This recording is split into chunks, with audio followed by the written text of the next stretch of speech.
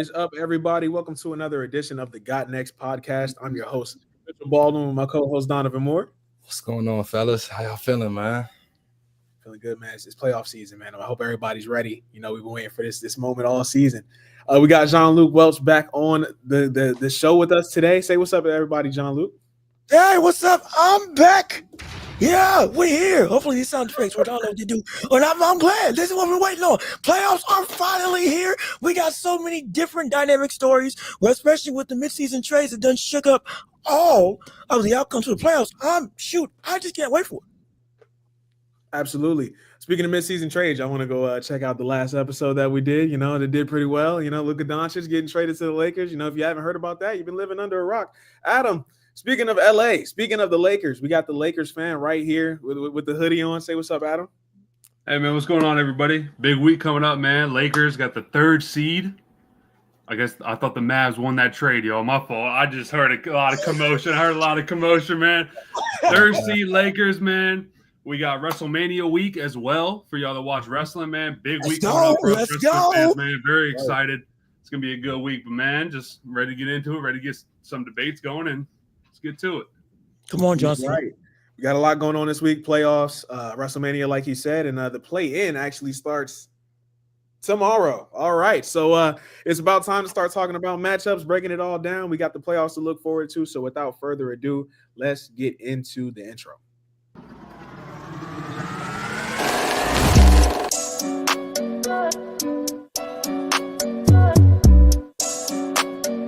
Three-pointers. Outside jumper from three at the bucket.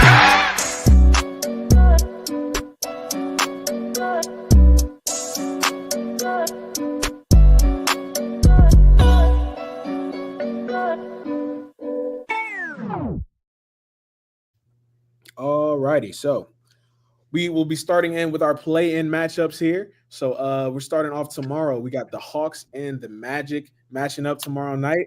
Should prove to be a pretty good game. Who does everybody have for this matchup? Whoever wants to start. Honestly, let's start with Adam. We'll go Adam, Jean-Luc, Dono, me. That's how we'll go. All right, so you said kick us off, Adam.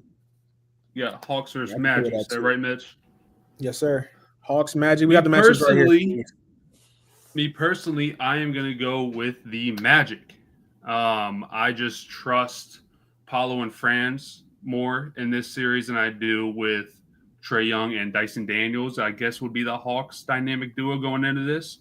Paolo has already proven to me. Franz has very dramatically stepped up over this last season to me as, you know, I guess their point guard.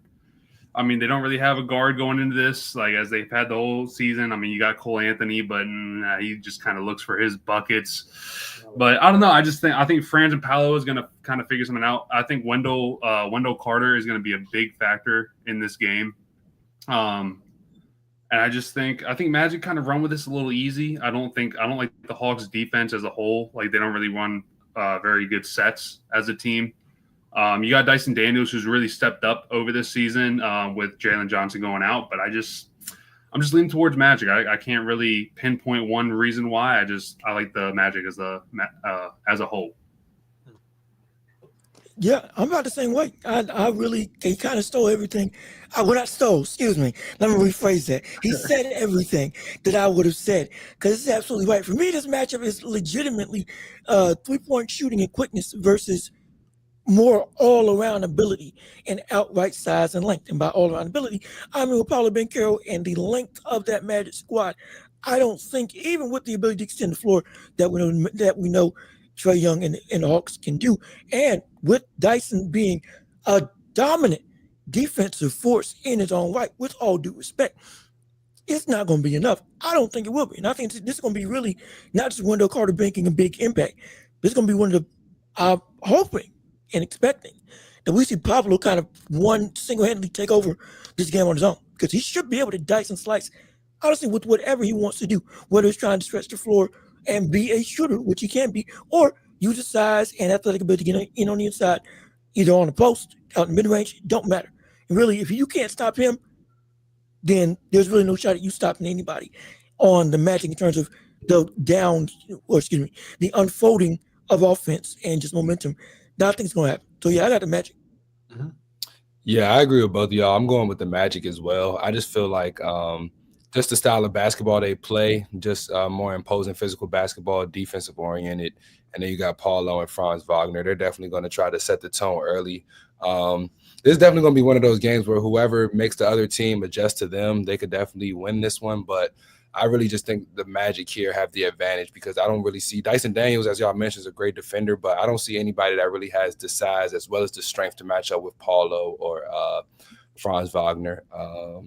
So it's definitely going to be a good game, but I think Paulo will kind of just take over. I think he's the best player on the court. Not saying he's like a completely better player than Trae Young, but in terms of this matchup, I think he'll be the best player on the court and he'll impose as well. And I'll take the Magic to win.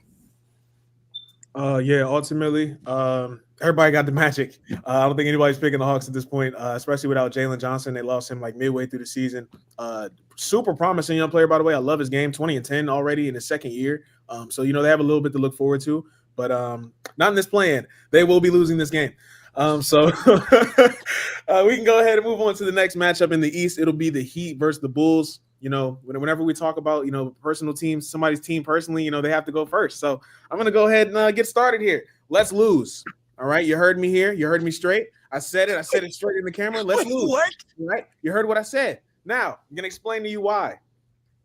The Miami Heat this year, we have a top 11 pick. A top 11 pick. Now that may not seem crazy to anybody, right? We're looking for top 3, we're looking for top 2, the number 1 pick, right? The Miami Heat have built our team and the team that we have right now off of mid first round picks. Tyler Hero, the 13th pick. Bam Adebayo, the 13th pick. Khalil Ware, I think it was the 15th pick. Like we that's what we do. We find guys in that middle of the first round. And right now, we just lost Jimmy Butler this year. Obviously a huge loss for us. But I think that to get back to where we want to be, I don't think that making the playoffs is really anything that we should be looking forward to, honestly. I mean, it'd be nice to get Khalil Ware some run. It'd be nice to see the young guys do some things. But at the end of the day, what's going to make the team better is getting this pick, honestly. And right now, we need a pick. So I'm going to take the top 11 pick. We still have a max contract spot left. We're getting another guy in that's young that we don't have to pay that much money. And that would be Khalil Ware and another rookie that can fill out our starting lineup in addition to Tyler Hero and Bam and another star. I think it works out better in the long term for the Heat if we lose this. Obviously, it'd be nice to make the playoffs, but I'm like, even if we do, we're going to play who? We're the 10th spot, so we'd be playing either the Cavs or the Celtics. Anybody picking us here? Going against the Cavs. Yeah, thank you. Is it anybody picking us? Like, no one's picking us. I'm like, no point, bro. When we did this last year, we made the playoffs. We won one game. Tyler Hero looked good in that one game, and everything was bad for the rest of the time. It was just embarrassing. Just got a bunch of texts that I didn't need on my phone. And, yeah, so this year I'm not looking forward to it. Ultimately, I got the Bulls winning this matchup. Adam, what do you next? Yeah, man, Mitch, I'm sorry. I just got the Bulls. Yeah. Yep. I guess we can debate your Heat takes a little later, maybe on a different episode. Who knows? All those 13-round picks sound good if it doesn't lead to a finals. But I just think that the Bulls are a little bit more of a complete team right now. You guys just had a big trade getting rid of Jimmy Butler. And the problems that you guys have with him, like, yes, you get Andrew Wiggins in return, and you get Kyle Anderson, kind of a good, like, not a centerpiece, I guess, but like a good player. He's been solid, honestly. He's been fine. I mean, yeah, and Kyle Anderson's been good wherever he's been. Like, he was good on the Timberwolves. He's a good just player to have. He's a more fundamental Ben Simmons, if you will. You know what I mean? Like, he can kind of do everything on the floor, give you what you want out of him. But I just think the Bulls are a little bit better of a team. Giddey's kind of stepping up. He just passed a huge milestone. It was like 500 and 500. And that's next to LeBron and, some of these big name players. I can't remember exactly what milestone it hit, but it was big especially for someone like Josh Giddey, who's faced a lot of scrutiny over these last 2 years with everything going on. So, I mean, I like to see that for him. I just think Bulls have the more complete team right now. I think Heat are going through a major rebuild, even with the pieces that they got out of that trade with Jimmy Butler. And I think they just need a little bit more.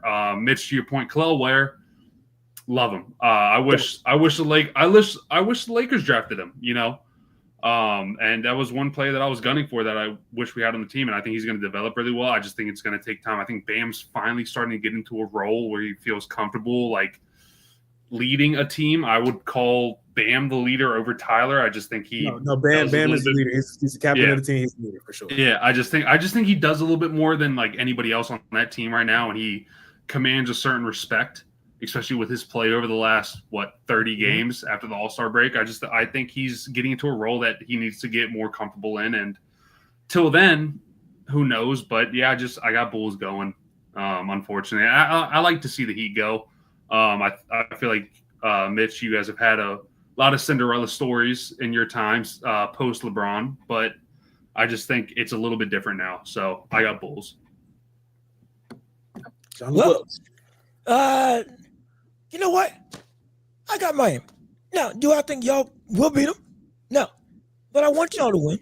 And this is my one.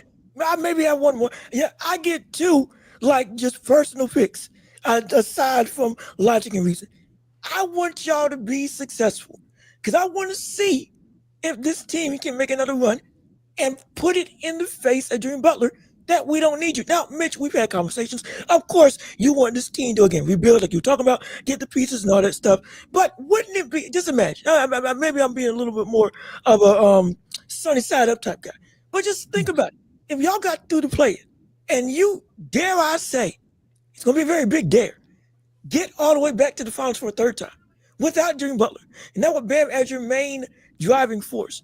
All of a sudden, not only is he culture alive and well, and many of the skeptical stuff about how stuff may not be all hunky-dory down in Miami land, all that blows up in smoke. Next thing you know, y'all are hotbed again. You're trusted again. You're valued. Everybody's going to want to come back there because now, we are actually good.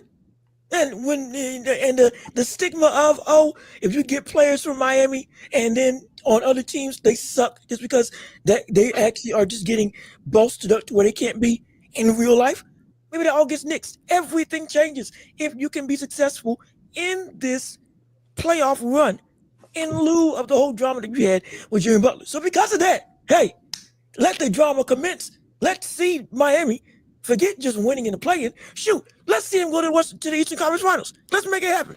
Oh yeah, put him again.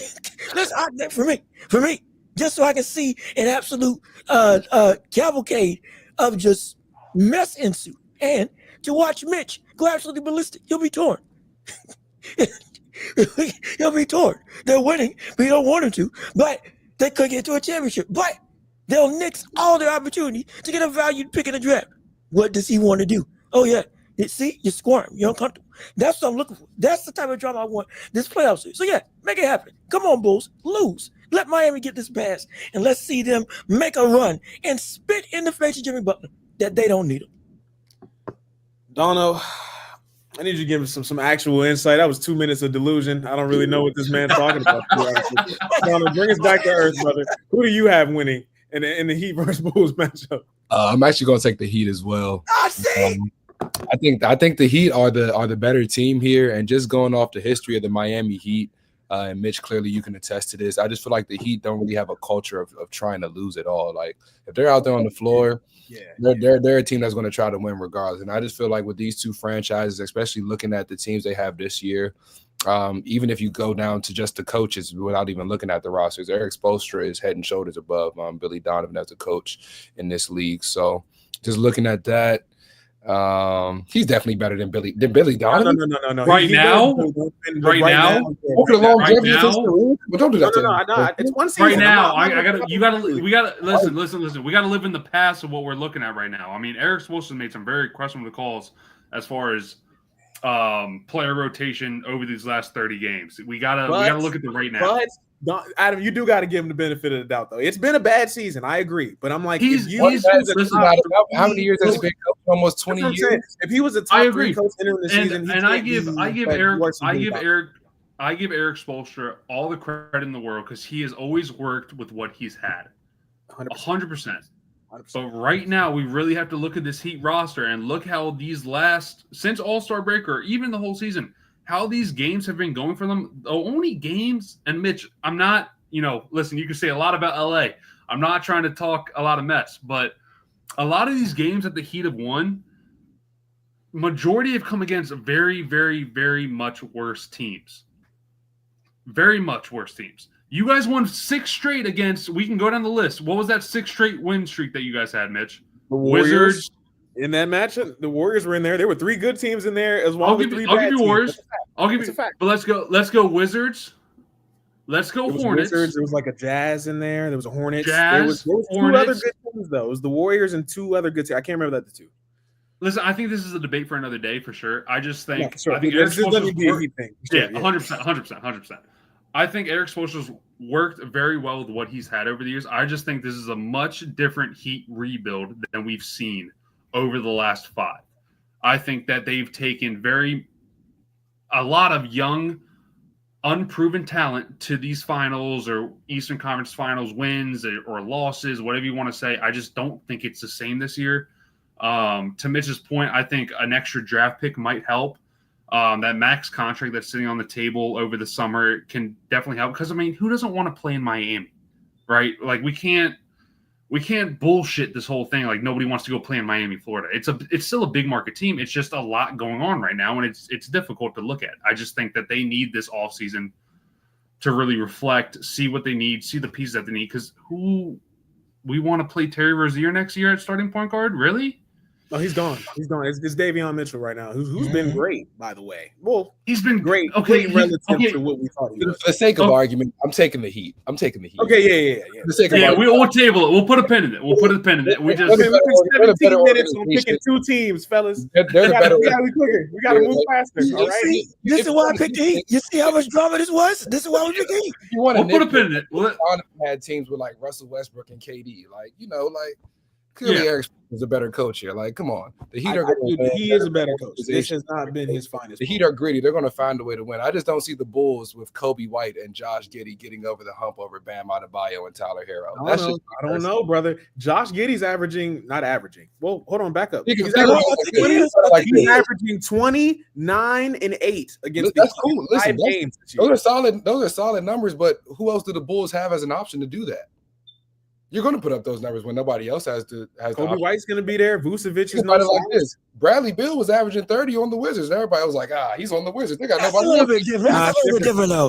That's different though. We're not talking about averaging for a season. I'm saying against the Miami Heat specific, especially the last 2 games, he's had at least a 26-point triple-double in 2 straight games. Like Josh Giddey's killed us. I mean, not disputing that part, but it's like, I mean, it comes down to it. Like it's postseason on the line. I trust the Heat more than I would trust Chicago. Yeah. I feel what you're saying. We're 2-2 there, so the rest of the bracket is going to be kind of split, So let's keep it moving. Which 2 West teams are going to make the playoffs here? We got the Grizzlies, the Warriors, the Mavs, and the Kings. Adam, which 2 teams do you believe will be getting those last 2 playoff spots? Give me the Kings over the Mavericks, and give me the Grizzlies over the Warriors. Oh my gosh, bro. I guess to break this up a little bit, I just think Kings with Zach LaVine, DeMar DeRozan, Keegan Murray, I think they have a little bit more firepower and more. I have more trust in those guys over anybody that's on the Mavericks right now. Just to put it, I hate to stop you, just real quick. Is anybody picking the Mavericks here? I would take the Mavericks over the Kings. John Luke, are you taking the Mavericks or the Kings? I'm taking. Oh gosh, I might take the Kings. I might take the Kings. I would take the Mavericks over the Kings. I feel like we're all Kings here, except for Dono. But I feel like majority were going to pick Kings. What you said that was hot for me was going to be obviously the Grizzlies beating the Warriors. I think that's hold on, that's hot for you. That's hot. Absolutely, that is hot. No, the Kings is a little bit more of a hotter take because really, actually not really. We're divided. We are divided. We are completely divided. Completely divided. We're divided, fellas. Throughout NBA history, when has anybody ever made money putting their faith in the Kings? Against this Mavericks team, I just don't. What have you seen from them that's going to tell you that they're going to win this game? The heart of this Mavericks team, and the heart of this Mavericks team is home where he belongs. Okay, so it's all gone. I mean, it's all gone. We trust Klay Thompson at what, 34, 30, however. We trust Klay Thompson. Get over the. He To lost go to for the the humble. last year. It's a revenge game. Wait, Sounds hold good. on. I'm talking about this hold on. year. Dude. I'm talking about this year, brother.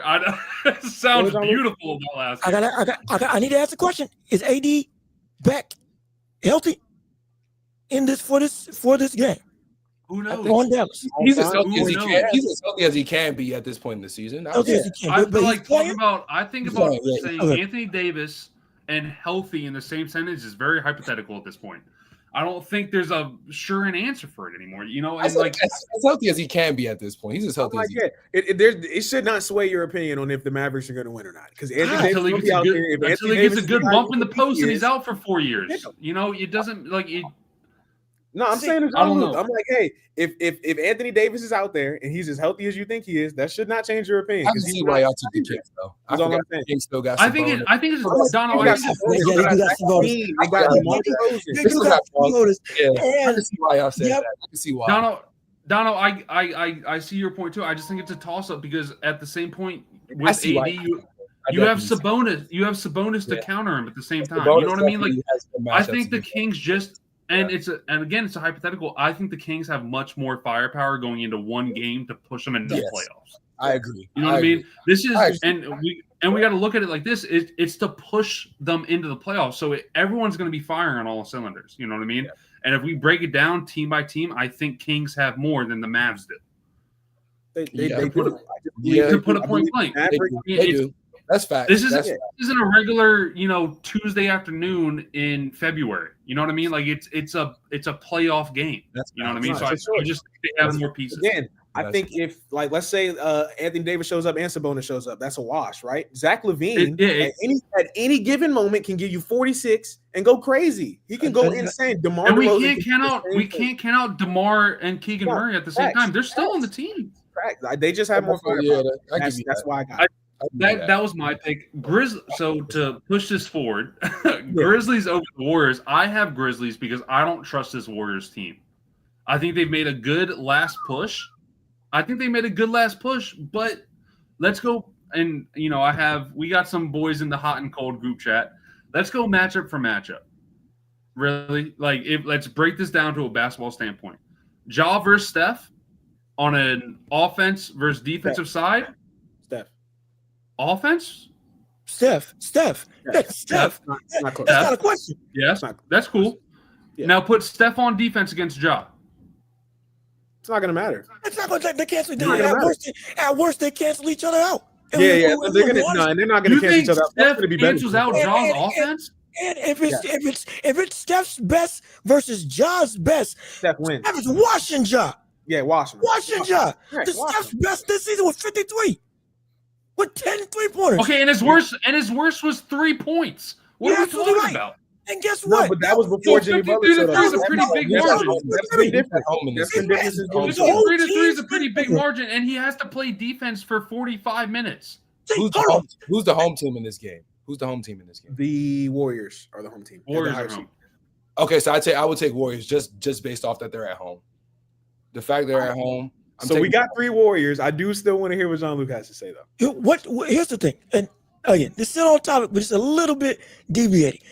I think that we need to stop the notion that Steph's defense is so diabolical that it cancels out the bigger effect that he has on the game as a whole. We know Ja is nearly unguardable as a guard with his quickness, ability to finish at the rim, all that stuff. We've seen him what he can do in clutch moments. We get it, absolutely. But we're not gonna look here and say at a 4-time champion, multi-time MVP, somebody who has genuinely been, forget changing the game, just on a game-to-game basis, is so hard to stop. Even when he's bad, he still makes everybody else open up. And with what they have as a roster, this team is viable to beat this Memphis squad. Don't forget, didn't they already beat them this season? I mean, I'm sure, but we're not going to bring regular season matchups. He had a crazy I'm game against them. Fantastic. He hit like 10, 11 threes or something like that. I think it was. Regular season champs are fantastic. Okay, so completely cancel out the Ja versus Steph. Who's guarding Desmond Bane? Who's guarding Jimmy? Desmond Bane is guarding Jimmy for sure. Stop it all. Stop it. Oh my gosh. Oh no. If they do that, they should have kept their old coach. I think the Warriors beat the Grizzlies, and the Grizzlies will beat the Kings. Yes, that's what I believe The that Warriors is. beat the Grizzlies. The Grizzlies will beat the Kings. The Kings don't have what it takes to beat the No. Grizzlies. I don't think They have enough to win one game against an inferior opponent, which is the Mavericks. exactly. I think we're putting too much emphasis on Steph right now in this point in his career. I'll be honest. That's me. Though. I don't know what you've seen since the Jimmy Butler trade that tells you Steph is not that guy still. I'm not saying he's not that guy, but I don't think he's enough to beat a whole team anymore. Now the Grizzlies win if they play Zach Edey correctly. If Zach Edey plays enough minutes to where he can dominate, right. Who are they putting on? Who are they putting on Edey? Who are they putting on Edey and Jaren Jackson? Edey's gonna have to slide his feet. If Edey's on the court, then that's Steph Curry's gonna be searching him out. Jimmy Butler's gonna be searching him out. He's gonna be in foul trouble. At this point in Edey's career, he's not. That's the reason he hasn't started most of the season. He's not consistent enough. He does start. He starts. Edey starts. He just gets out the game quick. Yeah, that's what I'm saying. Like he doesn't get he might start, but he don't get starters minutes. Like there's times where he'll actually play 13 minutes a game because the matchup just doesn't work. You know, like sometimes he's really good, sometimes he's gonna get played off the court. That's just kind of how he is right now, you know. So are we also just not factoring in Jaren Jackson? Jaren Jackson? Are we just not factoring him into this series though? Like I think we are. Well, I am, and it's like it's not that he isn't impactful. And that whole team hasn't been great. It's just, even with me, and I'll be honest, I want to pick the Grizzlies. I do. But ever since Jimmy Butler got on the squad, beyond just Steph, the entire identity, both offensively and defensively, has looked a lot more solid and consistent, especially as we got later on in the season. For me, to show me that it's tough for me to pick them with somebody who knows how to get deep in the playoffs as their leader. Two people that have come up clutch and be able to get deep in the playoffs. But the team operating like this, if it was what they were in the first half of the season, I wouldn't have no problem. But this squad, this is almost, it is a night and day difference from what the Warriors were. This squad can beat a Zach Edey, a Jaren Jackson Jr., a Desmond Bain, and a John Morant. They can. Because their defense can switch and rotate. They can play small and be effective defensively and offensively. And on top of it, they got depth that, for my money, with this latent surge, looks to be, even though you may not think they can do much, but they can surprise you. And so it's hard for me to say that this team is just going to be a wash for Memphis. And so I might have to just go with the Warriors. Genuinely. Is that your pick? Is that your pick? That's my pick. And Dono, I think you pick Warriors too. Yeah, I'm gonna take Warriors in this, and then I'll take the Grizzlies to beat the Kings. So my last two. Like the way we're talking about the Grizzlies, I feel like we're all gonna pick Grizzlies to beat the Kings. Correct? Yeah, almost assuredly. Adam's on the phone. He's on the phone. There's no way you just talked up the Grizzlies like that, and then they're not gonna beat the Kings, brother. That like, come on, bro. That don't make sense. But I'm talking up the Grizzlies against his. I just don't, and obviously I'm completely off the zone with this. But I just don't trust this Warriors squad, and that's me. I trust the Grizzlies way more over the Kings, even though I talked up both teams. I don't know, man. I don't know. I'll go with the grain. I will go with the grain, and we'll see how it plays out. Genuinely, I forgot about that. There's 2 playing games now because this whole thing completely screws me up because it's confusing. That's why, like, I don't know what to do graphically and all that. Like, it's a lot that happens. You know what I mean? Yeah. So yeah, sure. Yeah, I'll go with the grain though. Last thing I'm gonna say on this whole Grizzlies point, I just think that even though this version of the Warriors isn't like, you know, a championship winner, I still think that they have enough to win a play-in game, and I think that they have. In a one-game scenario, I think that their IQ is just going to be better than the Grizzlies. Like, the thing is, like, they can play in a lot of different ways, the Warriors can. I don't know if the Grizzlies can necessarily do that. I feel like if the Grizzlies meet any sort of like roadblock or like they get down by a lot, they're probably not going to come back in this game. Like, the Warriors, I feel like, have that IQ. You know, like Steph and Draymond, they play super well together and all of that, and they're just experienced. They're smarter. Like, Jimmy Butler's smarter. I feel like those guys they're just going to be able to, their IQ can get in the playoff game. The IQ is going to be that difference maker for me. So, I understand. Adam, did you walk away in disgust? No, I had to go deal with something. I had to go. Yeah, it's all good. It's all good. So yeah, we got the teams that we just picked our teams for making the playoffs. So I think we got the Magic at the 7 spot. We got the Heat at the 8 spot. So let's go over to the East. I'm going to pull up the graphic real quick. All right, so it would be the Cavaliers and the Heat, I believe everybody picked, or the Bulls, which I don't think anybody's going to be picking. Hey, we were split. We were split on that. We were split. That's why I said either or. So Heat, is anybody taking Heat in that series? You said what? Regardless, I'm taking the Cavs. That's what I'm saying. Is anybody taking the Heat or the other team? Yeah, you're picking the Cavs, right? Yes. Okay. There we go. Yeah, all right, there we go. We can agree. We agreed. I think Cavs in 4 regardless. Okay. Yeah. Deep is crazy. Okay.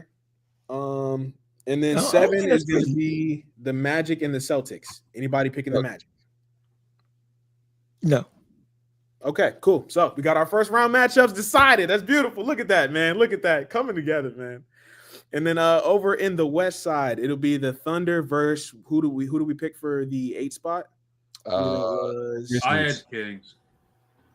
Adam had Kings. The Grizzlies. Okay, yeah, but we all picked Warriors, right, to win that one. Warriors would be the 7. They would go against the Rockets. Okay, gotcha. Okay. So it'll be Thunder Grizzlies, right? Mm-hmm. All right. Thunder Grizzlies. Anybody picking the Grizzlies? No.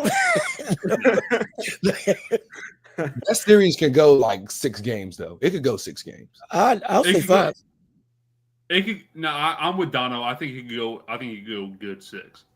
It could go depending on if Desmond Bane and everybody else shows up. Yeah, 100%.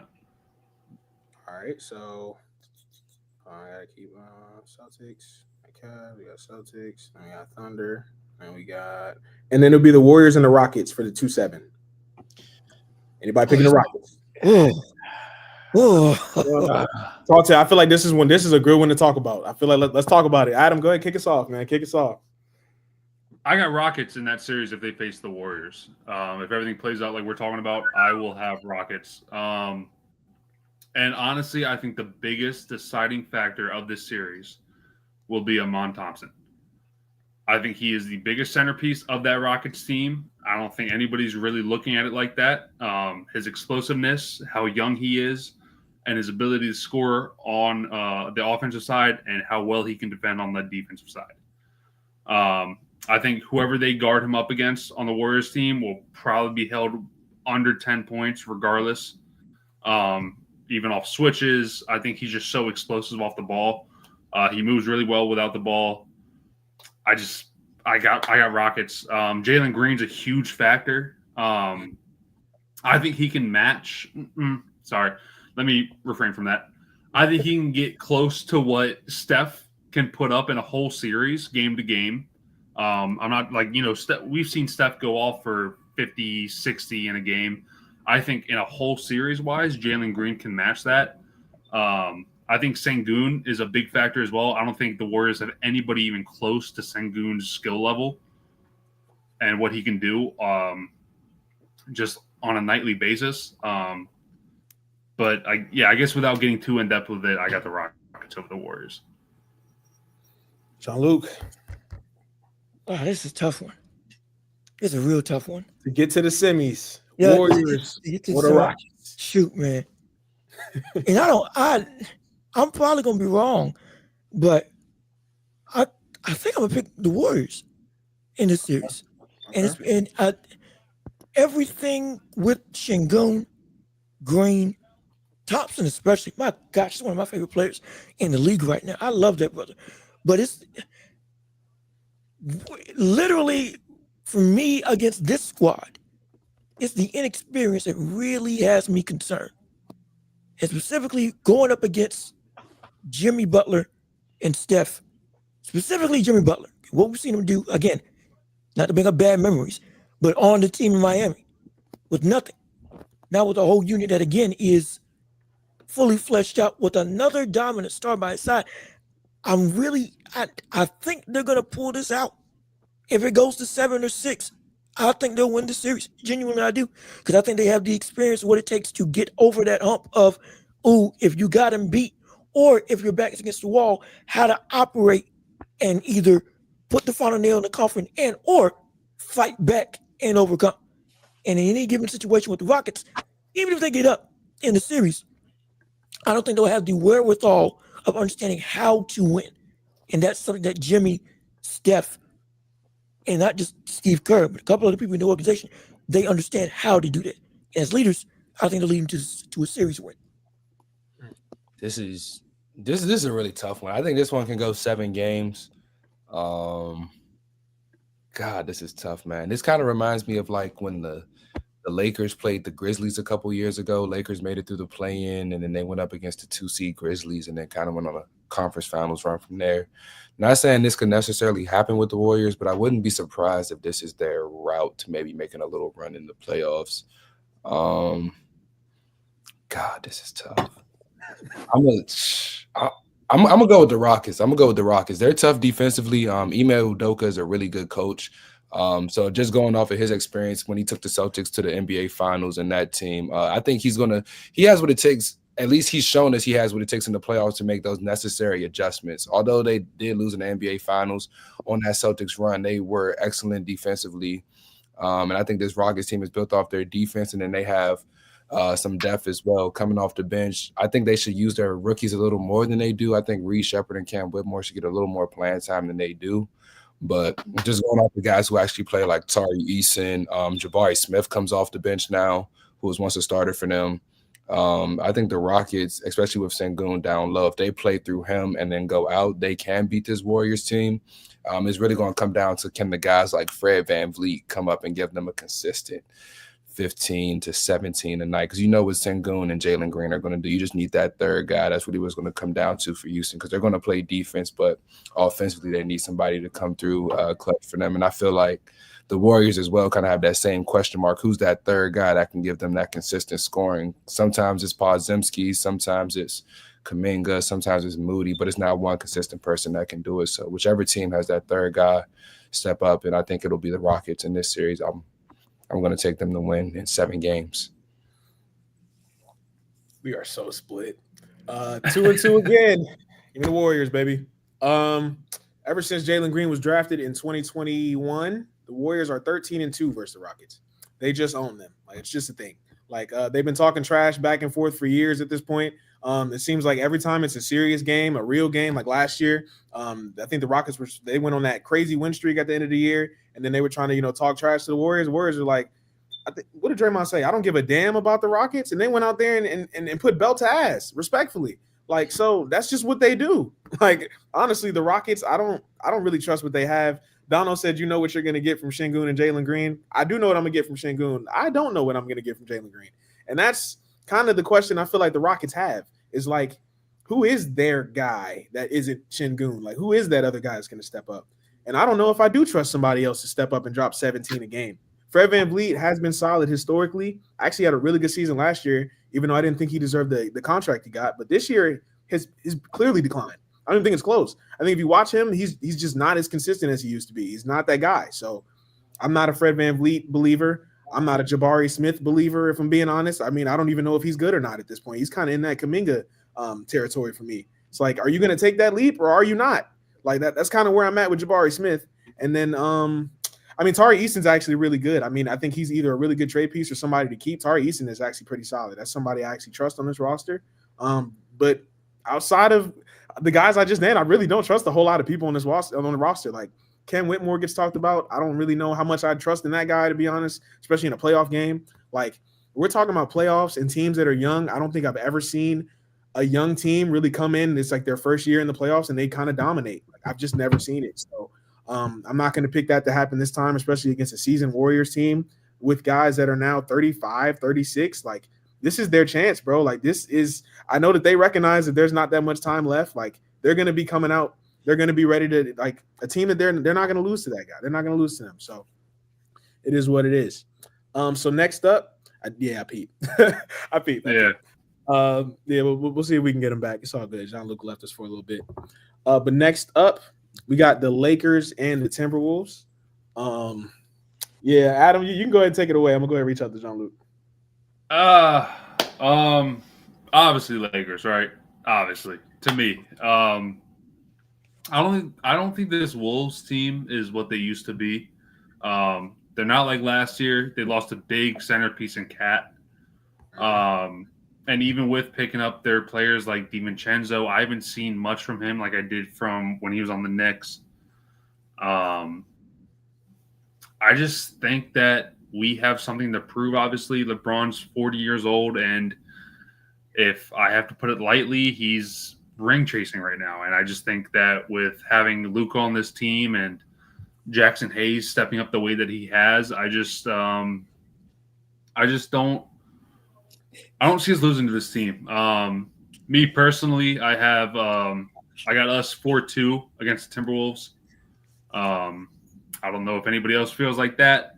I just think that it's going to be a pretty easy series. Hopefully that we can go in to this whole playoffs just knowing that we have a decent team with all the problems that we've had throughout the season. And yeah, man, Lakers 4-2. And we'll see, I guess, throughout this bracket and the rest of the stream see who we match up against. But that's just me. I think we have a lot of issues that we still got to resolve. I think we've had a tough season, but we've also squeaked out 50 games for the first time since 2019, 2020, and that's the year that we won a ring. So it really all depends, man. It depends. So we'll see. Am I back? Actually, yeah, you're back, and you're next, buddy. So who you got, man? You got the Lakers, you got the T-Wolves, brother. Who you got? Let me get my bearings. Everything went dark for a second. I don't know where I am. Let me regroup. What are we talking about? Lakers Wolves, my guy. Lakers and Wolves. Okay, great. Let's see. Hopefully, I don't cut out this time. I'm taking LA. Come on, LA. I'm taking LA. Let's get it going. You know why? Because I don't like Rudy Gobert. And also, I just really think that how this team is being coached with this roster is exactly what I've been saying this team can play up to for the past 3 years under that scum of the earth, that bum, that schmuck, that outright decrepit, terrible stain of NBA existence in Darvin. And excuse me, I'm sorry, I get heated every time. This is the type of play with Hachimura, with Reeves, even without the lack of big one that we used to have. You could argue we had a more well-rounded, or rather, they. Let me not take spotlights away from the real Laker fan here, but they had a better, well-rounded roster under Darvin Ham, ironically enough, when it comes to size and length with more multiple big men. Not saying they were as talented, but this team with more talent, though with a little bit less size, they are playing up to their potential. This team, and now with Luka here, who's, again, has given the business to the Timberwolves. We've seen it before. The dance that he did on Rudy Gobert is still etched in the minds of every NBA fan. This is the time against this squad that we're going to see the full breadth of what this Lakers squad can do. And as much as I love Anthony Edwards, they just don't got the pieces. And I'm going to be able to say that in a minute about a Lakers matchup against anybody. I don't think they got the pieces to beat the talent that the Lakers have right now on display. Austin Reeves, 20-point scorer. Hachimura, though he's been hot and cold, when he's hot, that brother can be a lethal weapon. And defensively, he has gotten a little bit better. Still makes a lot of mistakes. Don't get me wrong. Got a little bit better. And with their ability to, again, now with Luka, the ball can play off the ball, and he's been able to play well off the ball. It's phenomenal. So I think they're gonna win. I dare say in 6 games, maybe in 5. I might just say a sweep. You know what? Give it to them. They're going to sweep him. I'm going to say it. They're going to sweep him. Wow. Yeah. I'm excited. I ain't watching LeBron team like this. Again, I'm a LeBron fan. I'm not going front, but I'm still realistic.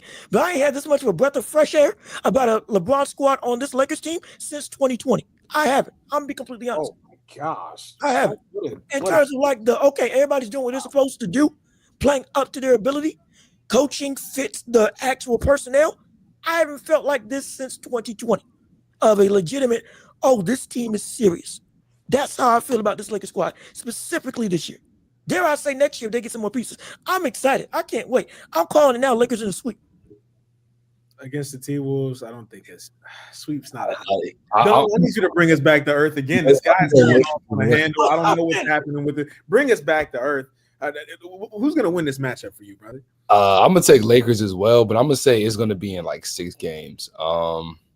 Timberwolves, they're still a strong defensive team. They still got Alexander Walker, DiVincenzo. I mean, I know you guys may not be high on DiVincenzo, but he's like one of those sneaky guys. He can get you 3 to 4 threes a night. He's going to play solid. You know what you're going to get from him. They got Naz Reid. The Timberwolves have some depth to where they can at least keep up with the Lakers when their bench comes in, and it's not an extreme fall off. You know what you're going to get from Anthony Edwards.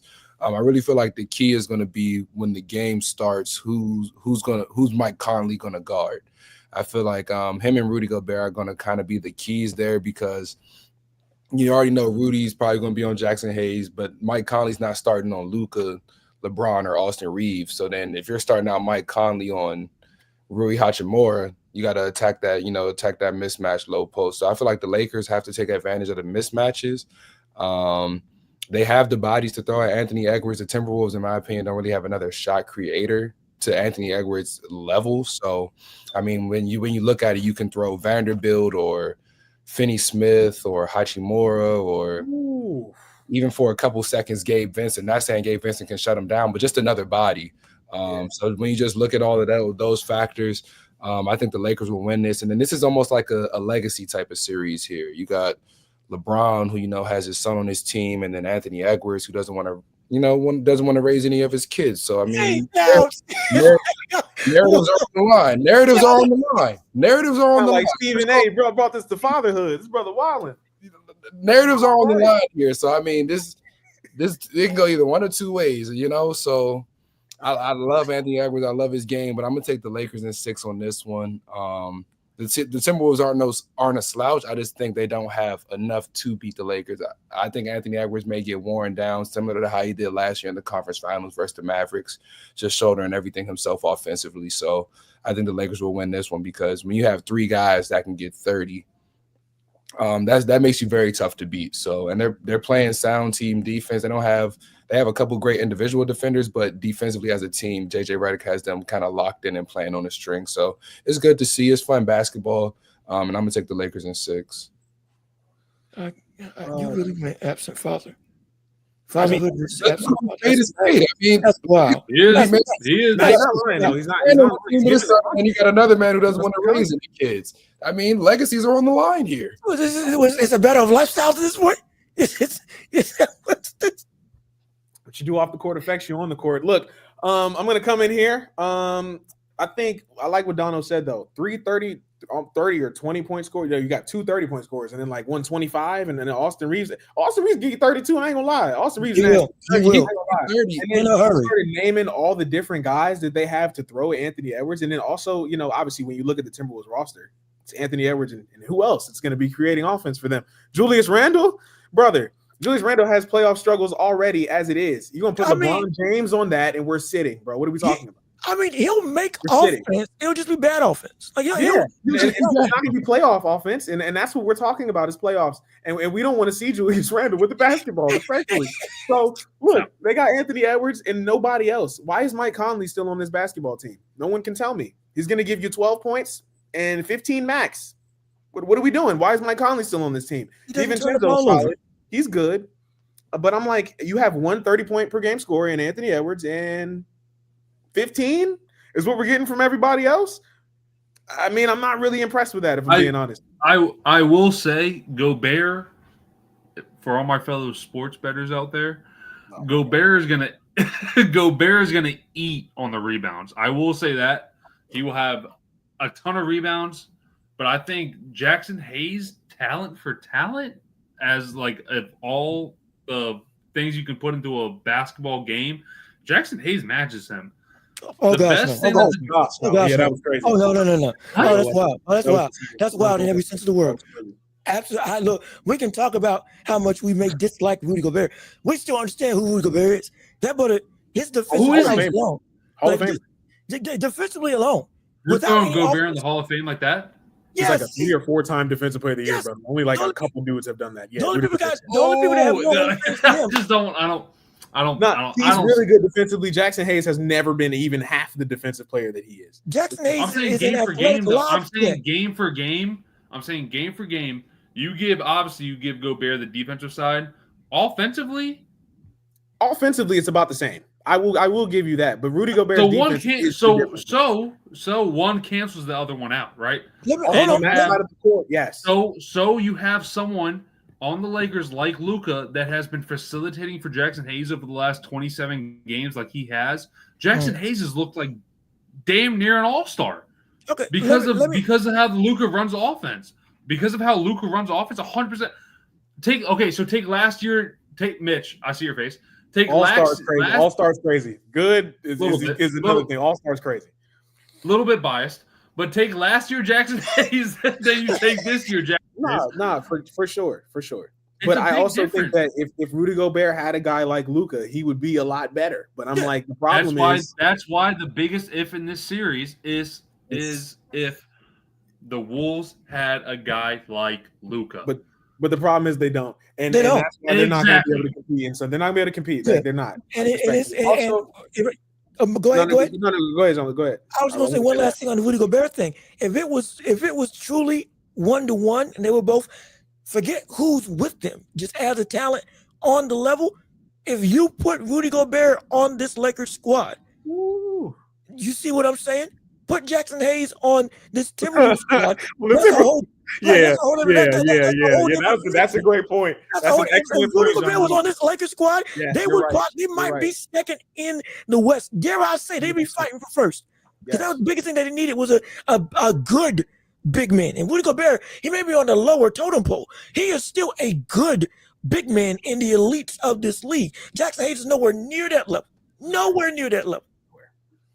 I will say that. I think it's just a different thing with Luka, man.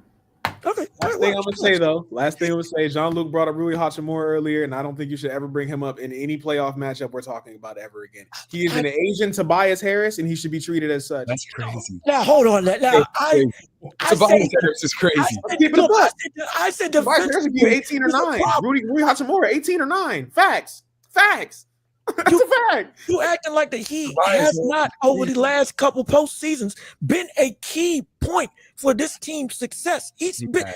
He's like he is not success. What are you talking about? What's success? When they got to the Western Conference Finals, and yes, when they got swept by the Nuggets, sure, I understand, but it was the Nuggets at that point. But his overall performance over these last couple seasons, defensively, while it's been problematic, offensively, he has been a very good asset that many teams, after seeing what he's able to do, would want him because he can legitimately space the floor, be a good three-point shooter, is able to take actual mid-range shots and use his height to his advantage. And he's big enough and strong enough that if he is mismatched with somebody, he can take them to the hole and be effective. This is nuts. The man averages 9 points per game in the playoffs on the Lakers. It's not about He's shooting 39% from the field. You know what?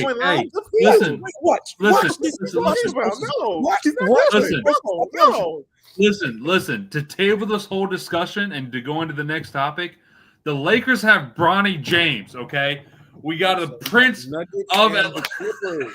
If Bronny James gets put in the game, that's either incredibly good or that's either incredibly bad. That's what it must be up 50. That's a great thing for the Lakers. That's we got the Nuggets and the Clippers up next. We picked the Lakers to move on to the semis. Adam, who do you have in the Nuggets versus the Clippers, man? Another hard matchup. As much as I hate to say it, give me the Clippers. I knew it. Give me the Clippers. I think. Hold on. With James, I think James Harden has been able to play so much more freely on this Clippers offense than he was with the 76ers. The Nuggets aren't built to beat everyone anymore. No. It's just a fact. I mean, you have Jamal Murray, who me and Mitch have debated over the years, is probably the most inconsistent number 2 option in the league right now. Absolutely. With Harden playing the way he has and playing as freely as he has with the Clippers, you also have Kawhi Leonard on the other end with that team. And you also have Zubac, who has stepped up immensely as a center. Top 5 center this season. Top 5. I 100% agree with that, Mitch. And I just think it's a much bigger switch than it was last year with the Nuggets. They just aren't built to counter everybody anymore, and it shows. It showed over this whole entire season, and they're going into this playoff without their head coach, who has led them and helped lead them to these finals and deep playoff runs. I think it's I just think it's the biggest switch you can have going into a playoff for a team that the Nuggets have right now. And I just think I would say Clippers in 6. I think it's too much of a adjustment for the Nuggets to make right now going into this playoff run. Okay. Adam, I got a question for you. Who do you trust more in a playoff series at this point? James Harden or Jamal Murray? James Harden. Jean-Luc. Same question or just who? Same question. Same question. Who James? Oh gosh.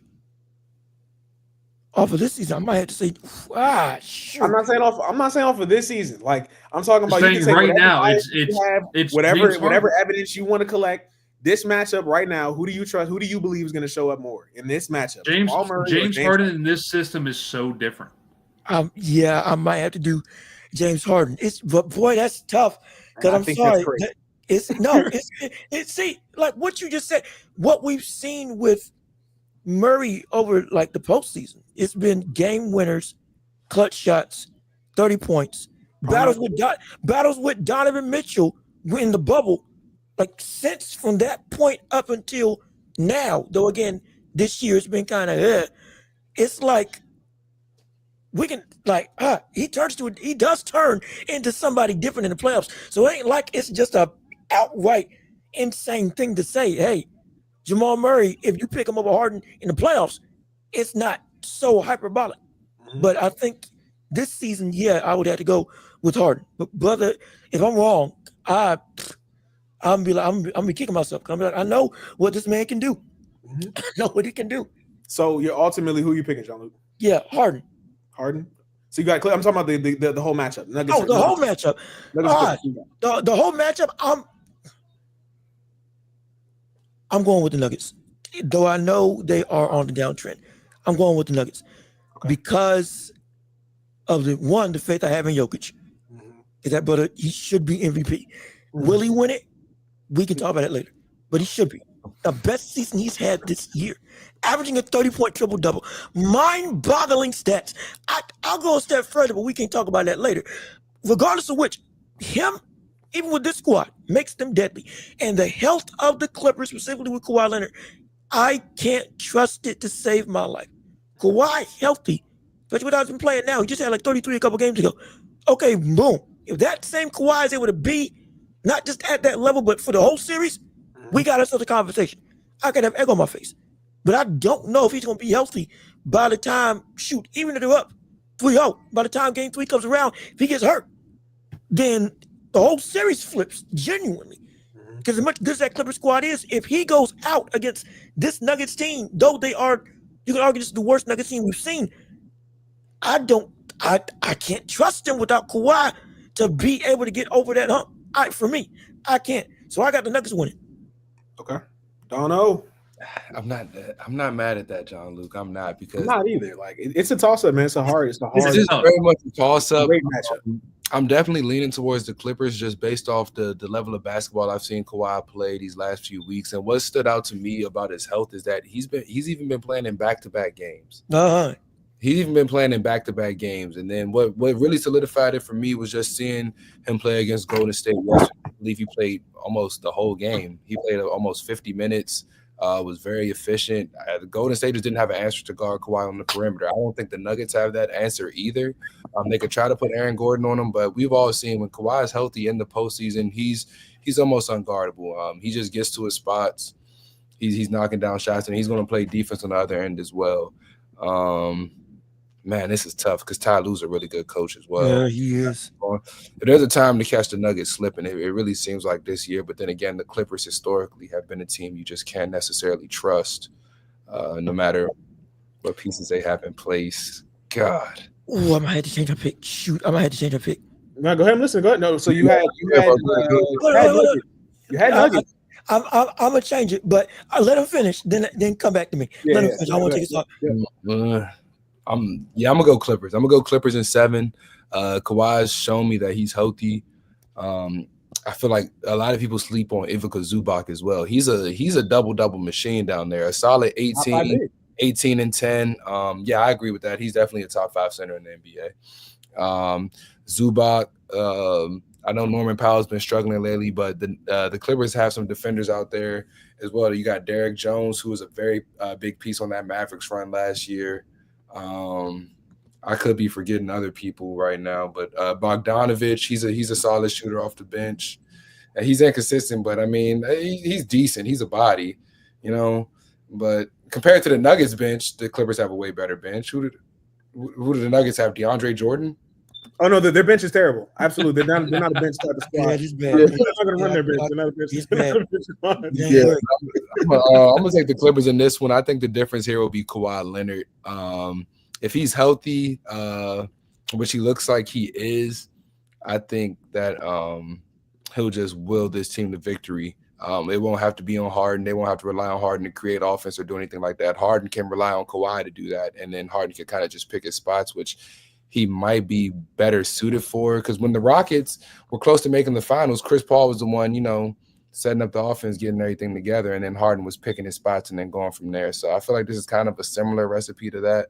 Not exactly the same, but I'm going to take the Clippers. This is really a toss-up series, but just going off how this year has gone, I'm going to go with the Clippers. That was 3 Clippers, right? Right. I'm changing my pick So to the Clippers. We all know the Clippers are. I mean, that's what we got. So Because not Mike really much I Malone, can say here. without Mike Malone, I completely forgot he's gone. No, he's gone. Yeah. Yeah. So like now, shoot. Yeah. I'm taking Clippers. I don't trust James Harden. I don't trust James Harden. Give me the Nuggets. I don't trust James Harden, bro. Sorry. I don't trust James Harden. Like, respectfully. I've seen too much. I've seen too much, bro. And I'm not gonna say he's bad at this point in his career. And I know that, first of all, James Harden in the regular season is a completely guy from the playoffs, bro. I'm just gonna be honest. So like when you see him playing free, you see him doing all these things in the regular season, it's nice. It looks really good. But we know what happens come postseason. We know what happens.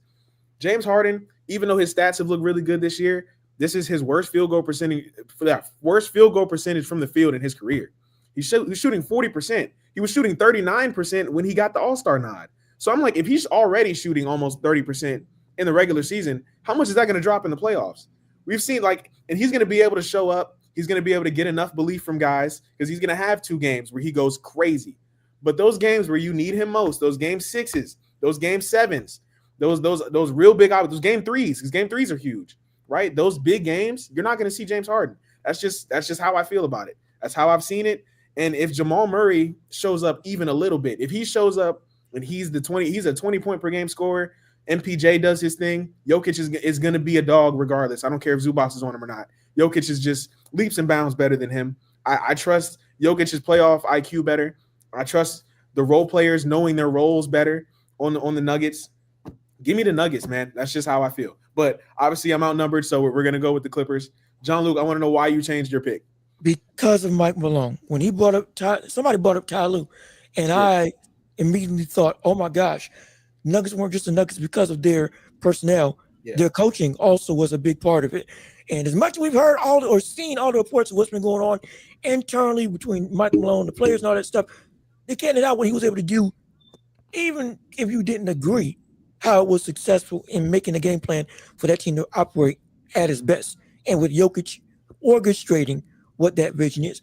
Now without him, in such a quick turnaround of you firing right before the playoffs. Mm-hmm. Now you got a new coach coming in, and who knows how he's going to think about what to do with this squad to prep them for this series. There's too much turmoil now to just say Jokic is going to be enough to overshadow all of that. That's if it was like maybe a couple weeks ago, and they had some time to adjust and get more comfortable, maybe. But like so close to the playoffs, and now you got to change your tune all of a sudden from a championship-winning game plan that got you a title up to now, who knows who? I don't think it's going to be enough. I really don't. And so I think they're going to get outcoached and outplayed. And real quick question, I'm going to go backwards real quick. Adam, does Taylor Jenkins being fired change anything about your Grizzlies and how you feel about them?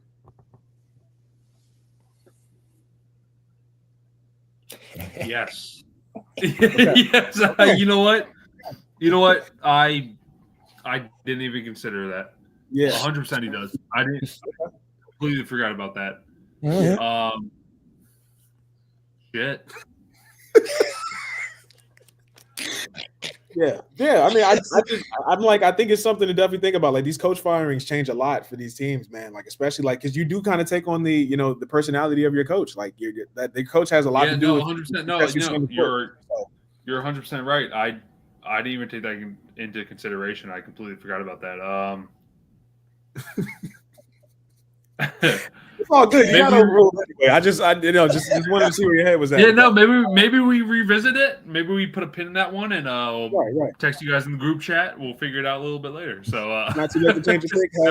Hasn't happened yet. So next up, we got the Thunder, the number 1 seed, and then we picked. Who did we pick for this one? We picked Nuggets, I believe. No, Clippers. Excuse me, pick Clips. So let me go ahead and change the graphic. But who do you have versus if it's Thunder versus the Clippers? Let's start around for this one.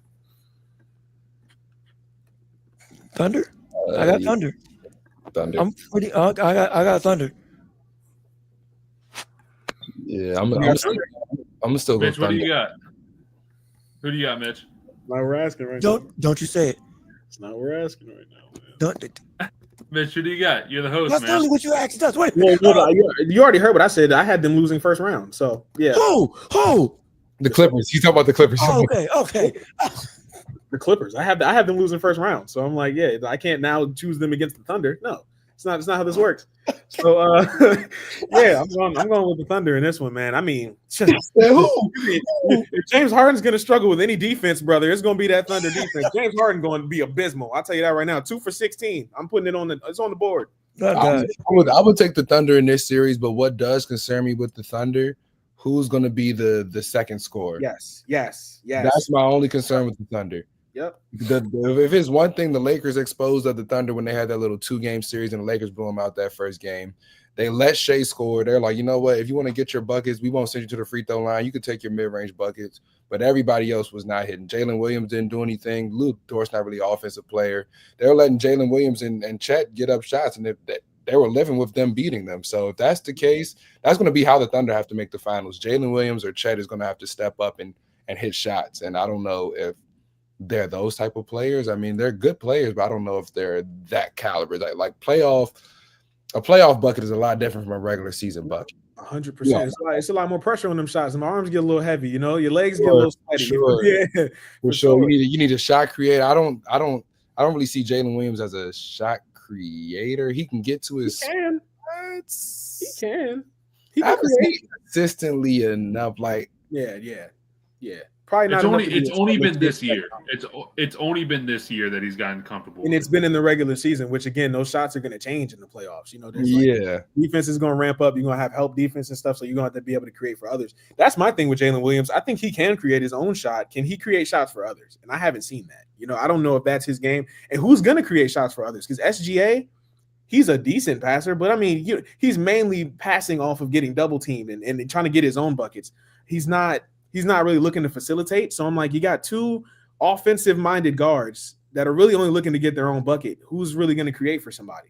And Hartenstein is really good at actually, by the way, Hartenstein is great at the center position as facilitator, but I mean, so I don't know if that adds anything for anybody, but I mean, are we considering it facilitate? There's a lot of dribble handoffs and back doors. I think that means a lot.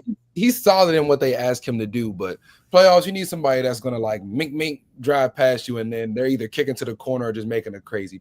Hardenstein's not doing that. I see them run like kind of how the Heat run Bam sometimes. Like they'll just give the ball to him high post at the top of the free throw line, and then he has that floater he can hit. People drive and cut. He can make those passes easy. So I'm like, that's fair, for sure.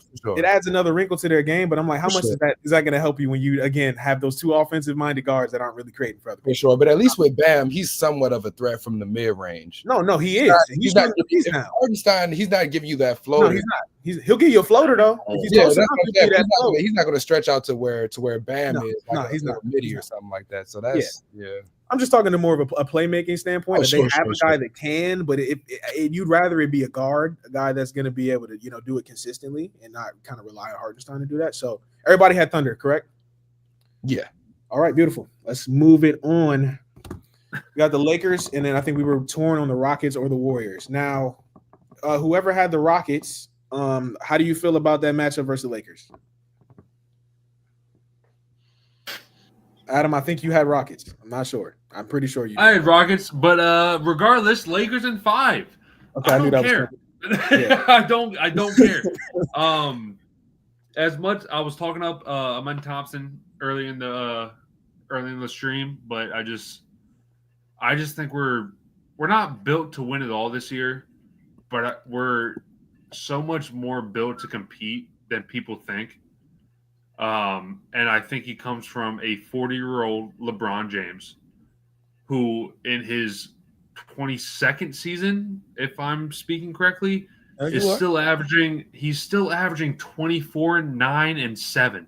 We can't deny that anymore. I'm so sick of seeing everybody online and these analysts that like keep trying to deny LeBron James. He's still averaging. He's a point below his average for his career. This is his first year that he hasn't averaged 25 points per game, and he's still doing it at 40 years old. And you add someone like Luka Doncic, right? And as much problems as our team has right now, I just think that having those two very well-rounded basketball minds in Luka and LeBron, I think they're going to be able to figure out any scheme or any set that's put against them in a 7-game series. This isn't one and done, right? This isn't the best team on the night. This is 7 games. And goddamn if these two players that I'm talking about, right, these two entities that I'm talking about, haven't figured it out the most out of anybody in this playoff so far, right, throughout their careers. Luka just made a finals last year. LeBron has carried teams that have us 4 on this panel right now to a championship, win or lose, right? It's just so different when we get to this playoff standard talk that I just think that the Lakers, with what we have, regardless of our weaknesses or strengths, that we can beat a lot of teams on this Western Conference side of the bracket. And that's kind of my point. And obviously it could be biased. It could just be me being a fan, a lifelong fan. There's just a lot that goes into a 7-game series that people don't really understand. And just like when we got Luka in the trade, everyone's like, oh, how are Luka and LeBron, 2 ball dominant players, going to figure this out?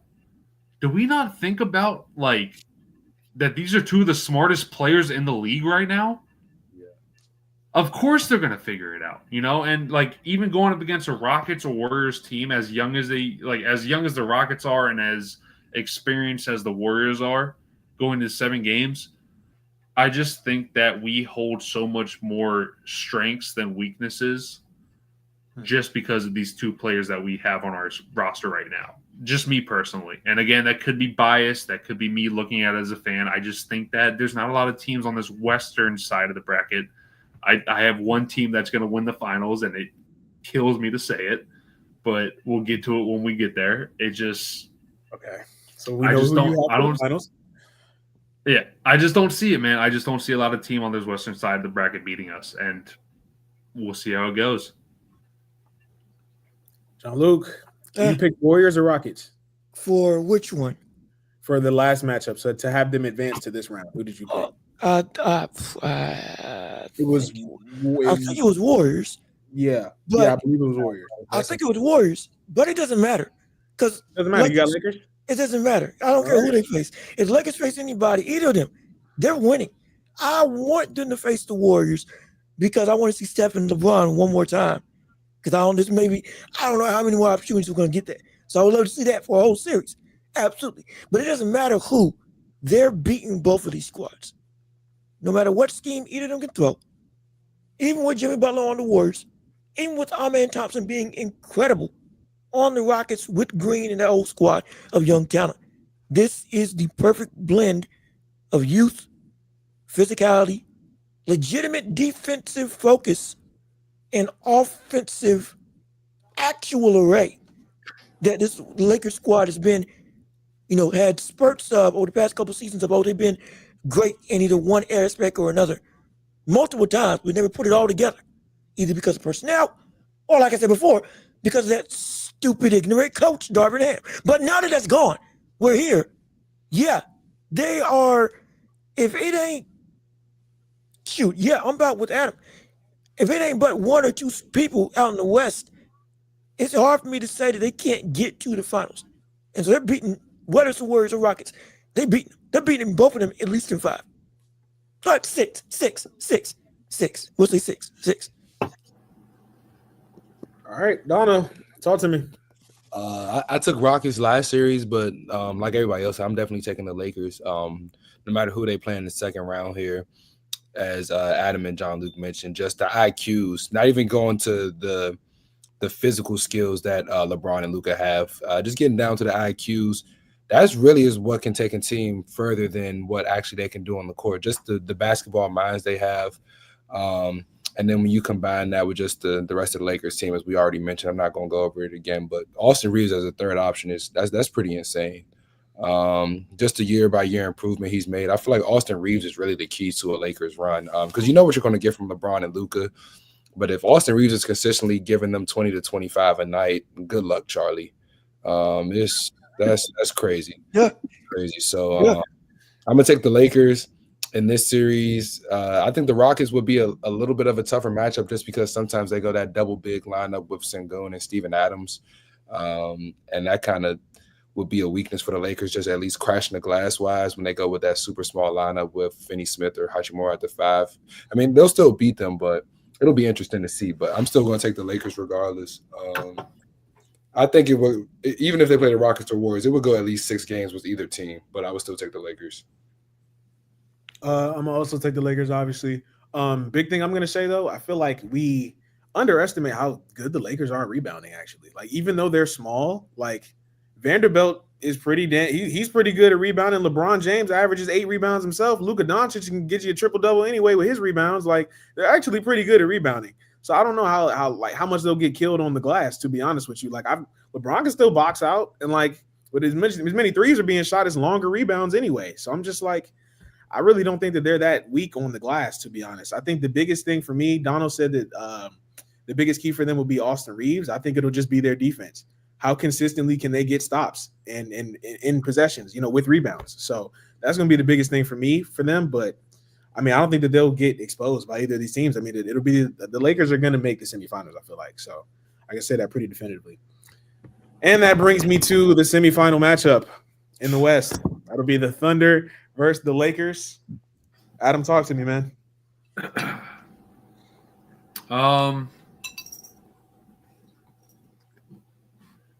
Shit.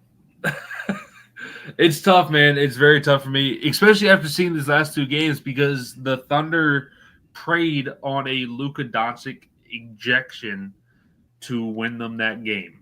Yes, they did. Even though it was only 2 games, that's half of a series to me. And seeing as how we did them in the first game, beating them by 30, everyone's healthy.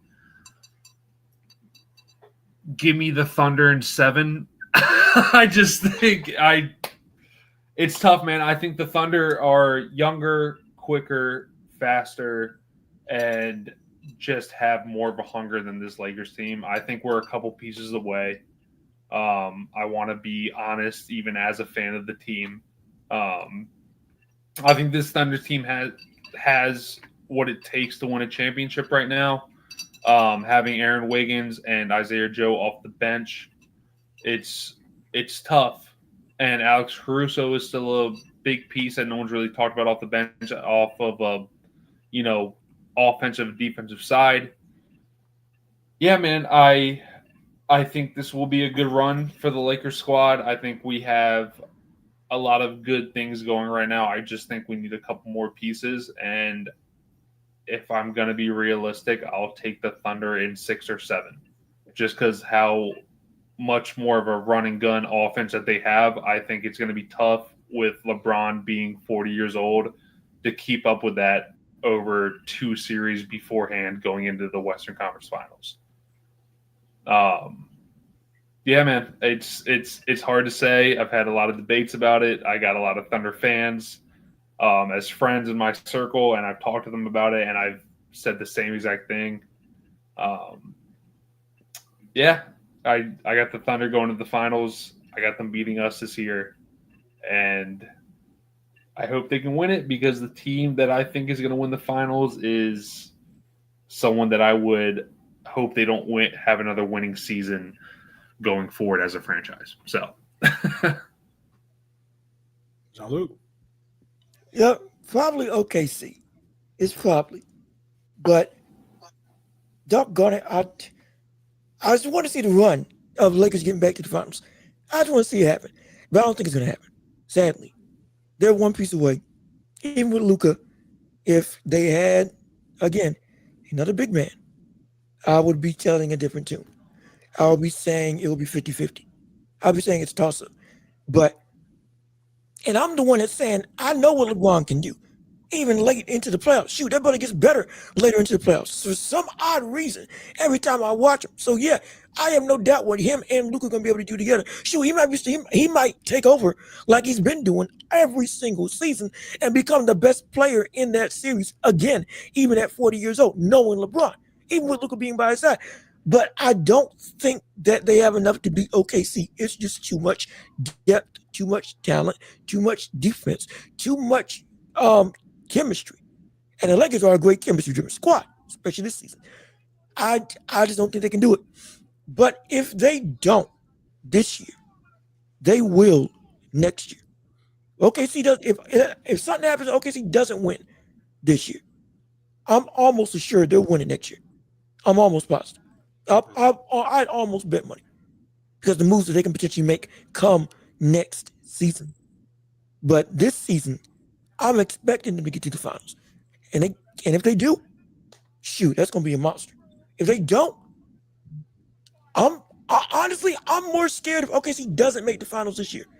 Because what I'm predicting coming next season, league's gonna be ruined.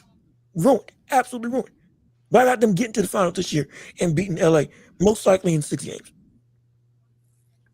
This is a tough one. This is a tough one. I feel like this is tough for me because we give OKC their praises, but we haven't yet seen them produce when it matters most. Yes, thank We you. haven't yet seen them produce when it matters most. Last year, Mavericks beat them in what was it, 6 or 7? Yes, they've won one playoff series. And who did they play in the first round last year? I Was don't it even remember. It wasn't respectable though. Like I picked them so easily. who was it? Who did they play? I'm looking it up. Like I'm looking it up. It wasn't Memphis. It wasn't Golden Are they- State. Are they really not proven? No, they're not. Who have they beaten? They beat the Pelicans. They beat the Pelicans last Oh, year. come on. They beat the Come Pelicans. on. But Was that team this team though? they had almost the same team. What's the difference? I mean, Hardenstein is the biggest difference for me. Hardenstein and Caruso. They But didn't. I think that they've mismanaged Caruso, if I'm being honest. I don't think that they've used him right this year. I can see how you say it, but I just me personally. I mean, this is going to be a great series. I just feel like I'm not as quick yet to just say the Thunder will outright beat the Lakers. I mean, the Thunder are talented. Don't get me wrong; they're strong defensively. They're top to bottom. They're a very, very good basketball team. But at the same time, they're young. They aren't battle tested, and the playoffs, like, it's really those teams that are battle tested that make it far. Like OKC, even years ago when KD and Russ and Harden was there, they were a little battle tested first before they made it to the finals. I believe one year they lost to the Grizzlies, and the next year they lost to the Spurs, and finally that next year, that's when they broke through. So I think the Thunder may still be another year away from breaking through and making it to the NBA Finals. So I would actually take the Lakers to beat OKC. It may sound a little crazy, but the Thunder are very talented. I just think they're just still a little young. I mean, there's nothing wrong with that. It's just sometimes their youth can be their downfall, So I think they still have maybe another year to go before they're fully ready to make that leap to be a NBA Finals type contending team. They're in the mix for it right now, but I just think as of this year, if this were to be the matchup, just going off the experience of LeBron alone, and then if you combine Luka's experience making the finals run by himself last year, and then you got the other guys on the Lakers team, I would take the Lakers to beat the Thunder in 7 games. They would definitely have to still win at OKC, but I just think the Thunder aren't fully ready yet to make that leap. I think they may need another year of playoff experience to get there. So I would take the Lakers just because of that. Oh, that's bold. It's not because of talent at all. It's literally just bold. But brother, I'm not gonna lie, we're split again. I got Lakers, bro, and I really don't. To be honest, I don't even like the Thunder making it this far. If their matchups were a little bit harder, I don't think they'd even make it this far. If I'm being honest, it's SGA and who else? I don't trust this team, bro. I don't trust this They team. have Jalen Williams, Lou Dort, Alex Caruso, Isaiah Hartenstein. Lou Dort is not that good. Isaiah Hartenstein is solid. Chet Holmgren has not even been. He has not even been the guy he was last year, and that hip injury kind of ruined. Not ruined his season, but it definitely kind of set back what his season could have been. Yeah, I haven't seen a super dominant Chet this season. I haven't. I think, but it's go ahead. Oh, and then the other thing is SGA. You know, he'll give you your 30 and stuff. You got 3 guys on the Lakers that can do the same thing. They can't do the same thing. No. Luka Doncic can easily match SGA's. He's better than him. Luka Doncic is better than SGA. That is a fact. As a player, we can have that argument. With LeBron, same thing, you can have that argument. There are not 3 players on the Lakers squad better than that can do what SGA. There isn't. There is not 3 players. You think Austin? Yes, all 3 can give you 30, but the totality of what SGA gives you, you expect 30 what as totality? a standard. What totality? SGA is giving you points. That's 36 and 8, whatever numbers you want to flip around. That is the standard for the likes of SGA. Reeves, we expect 20, 25. 30 is a great game. But Luka's given the same numbers. That's what I'm saying. At best, it's a wash. But I think Luka's better than SGA. I think he can give you more than what SGA can give you. Personally, who's the next guy? Who's the next guy on the Thunder? Jalen Williams, LeBron James clears him. Who's the third guy on the Thunder? I think the toughest. Then it's Chet. Then it's Chet. But then the next guy is Austin Reeves in that series. So the Lakers have 2 of the best 3 players in the series. I think the toughest thing about this series is we can't look at it as matchups. I think it's more who's more well adapted to have a 7-game series at this point. And as much as it sucks to say, I think it's the Thunder because I think they're just more of a running gun team because they're younger.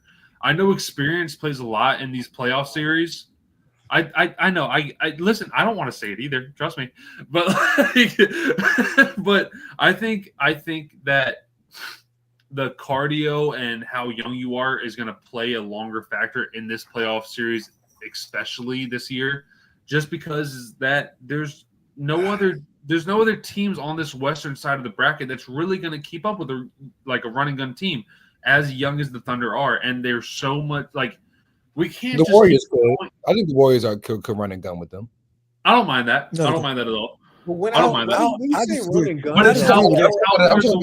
In terms of pace, not scoring wise. In terms of pace, the Warriors can run with them. I fully agree with you, Dono. I just think that it depends.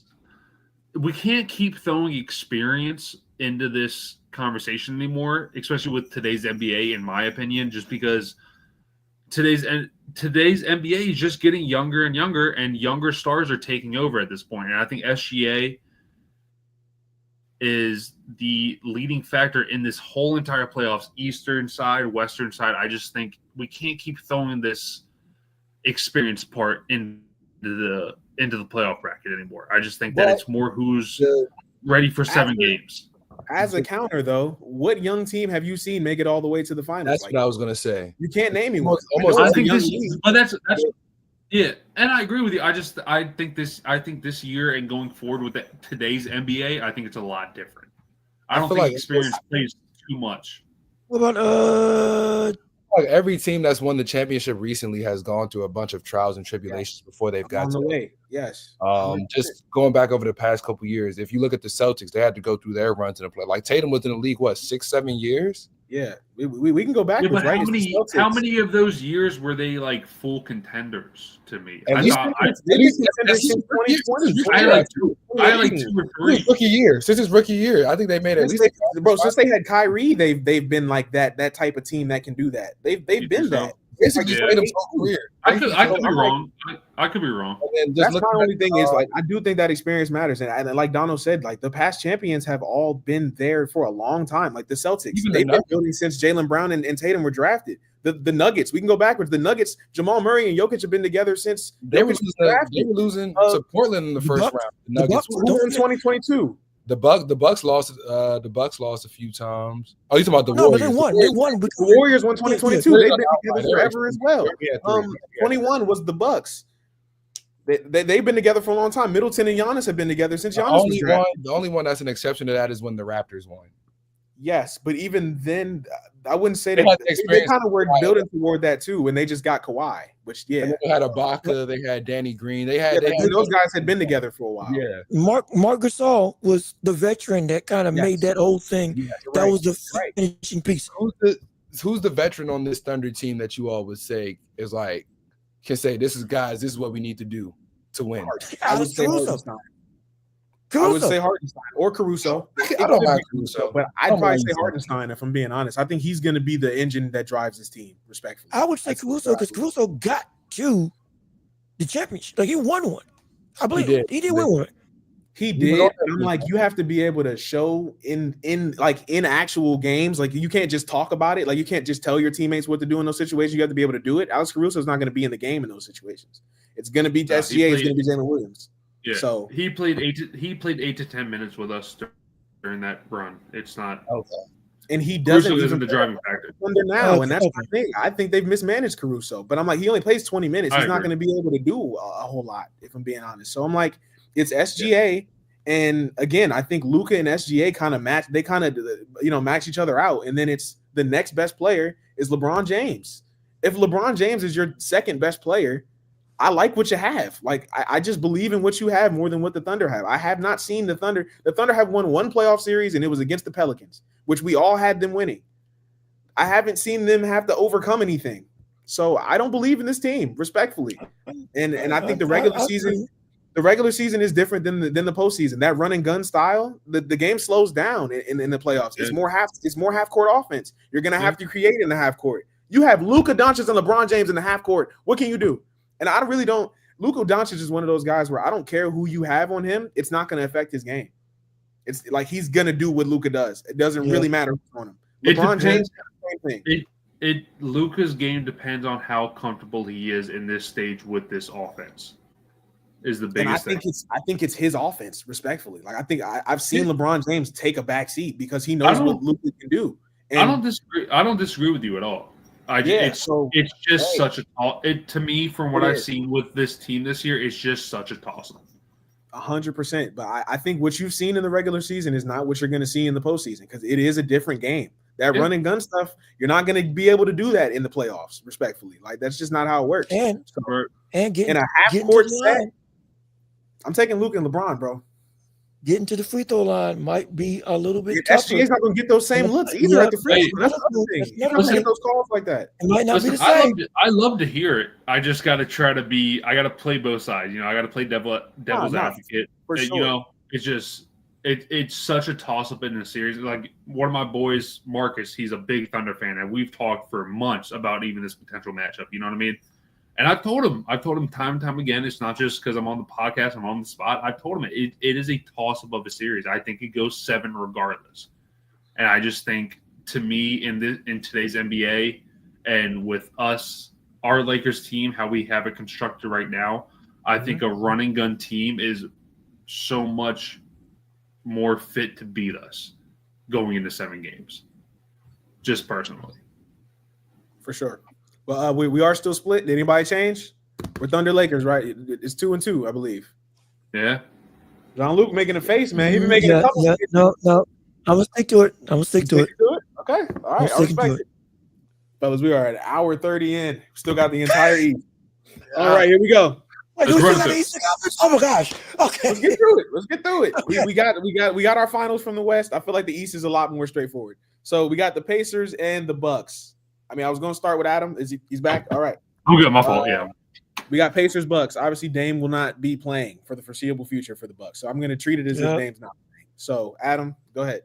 Mitch, to piggyback off your point and to make it short and sweet, give me the Pacers because Dame is not playing. You have you got Tyrese Halliburton, who's been so inconsistent over the past year and a half since that hip injury last year. Regardless, he's still going to give you that offense that you need. He's still going to get his assists. You have Benedict Mathurin. You have Miles Turner. Pascal. I'm not a big fan of Pascal Siakam, but he's there on the floor. He's there on the floor. I can see how you why you say that. He's there on the floor, and he's an all-star this year. So I can't say too much. I'm just not a big fan of him giving him a centerpiece in a series run. I think the Pacers team are so much more well built than a Bucks team without Damian Lillard this year. Point blank. Mm-hmm. Jean-Luc. Oh, me. Okay, yeah. Dang it, I love Giannis. But I don't trust. Can he carry them past a series? He's going to have to carry. Gonna have to beat him. I mean, Junior, Bobby Portis. Can he? Doc Rivers. And it's like Doc Rivers. I repeat, Doc Rivers. Say, you got to say that. You had to say his name. And Darvin Ham. And dang it. And Darvin Ham. And Darvin Ham. And that bum is there too. Shoot. Kitchen burnt. My The God. kitchen is burnt. Everything's burnt. I'm gonna have to. Yep. That's it. That's my answer. Pacers. And I don't even like Tyrese Halliburton all that much in terms of what he's been doing this year. But like collectively, most of them are healthy, and they ain't coached by Doc Rivers and Darvin Ham.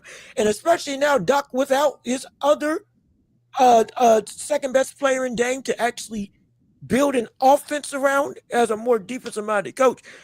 If Giannis can pull this off, wow, I will be incredibly impressed on top already as how inspired I am by him as a player.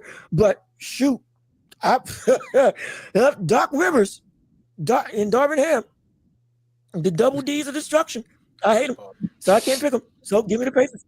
Give me the Pacers. That was crazy. It's horrible. It's horrible. When the Pacers beat the Bucks last year, who was out? Giannis or that was same again? Yes. It's 2 years in a row, bro. Giannis that was out last year. Giannis that was out last year. I don't think he played one game. So just being that the Bucks aren't completely healthy, I'm gonna take the Pacers in this one. I think Giannis could still will this to a game 7 just off of how hard he plays and how he goes downhill.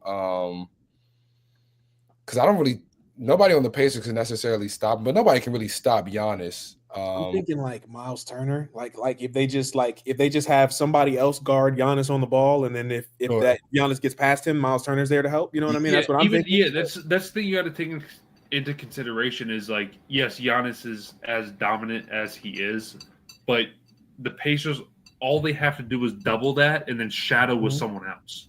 Yeah, you know what I mean? So that takes 2 out of the that takes 2, maybe 3 out of the 5. You know what I mean? Like. Yeah, the Pacers. If I'm the Pacers, if Brook Lopez is the reason why I lost, I'm okay with that. Right. I'm okay with that. At this point in his career, though, he's not going to be the reason that exactly. Yeah. So I'm gonna go with the Pacers.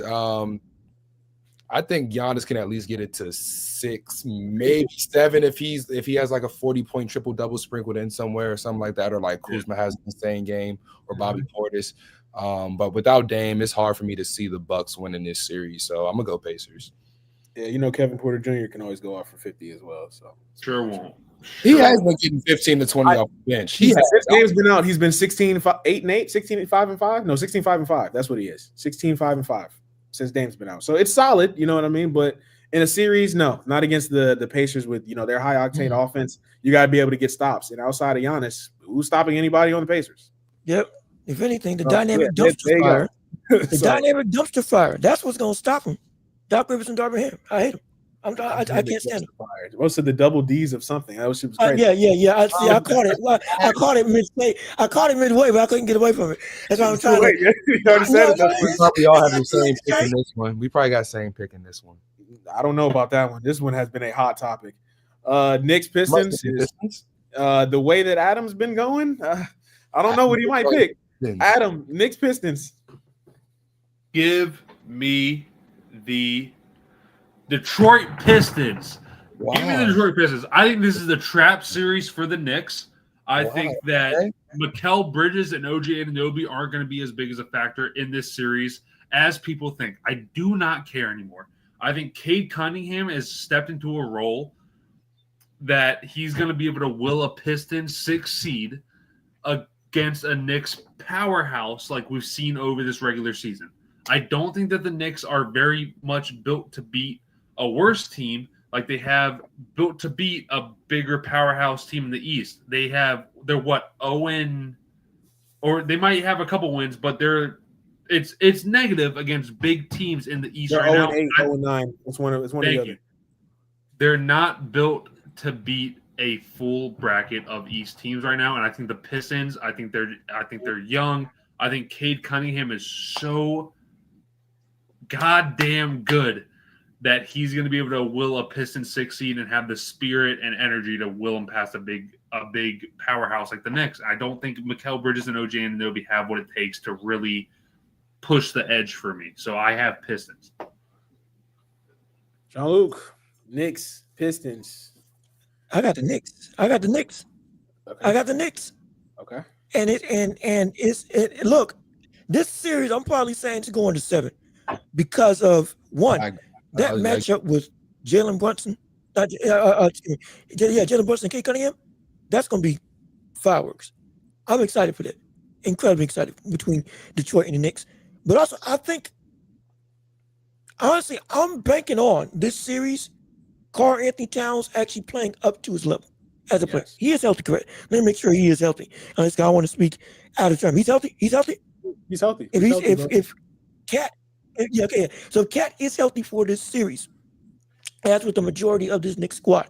I'm expecting him to be the biggest difference maker in terms of being actually able to be a dominant force, even with the likes of Jalen Duren, who I really like, and Isaiah Stewart, who loves to fight, all in the bank. I think they'll win. He'll just try to fight somebody. They will. That's what makes it great. That's why I love him. Well, not love him, but that's what makes it entertaining. I want to see. I wouldn't be surprised if both of them get ejected because somebody's going to brawl at some point. I can't wait. The energy in Knicks Stadium, everybody getting up in arms. He's getting booed. He gets frustrated. Next thing you know, pop somebody. Then we got all-out war. Another Malice in the Garden, or the first Malice in the Garden. I can't wait for it. I'm excited. But regardless of which, if we see Cat play up to his offensive potential, then I think that they're going to be able to win.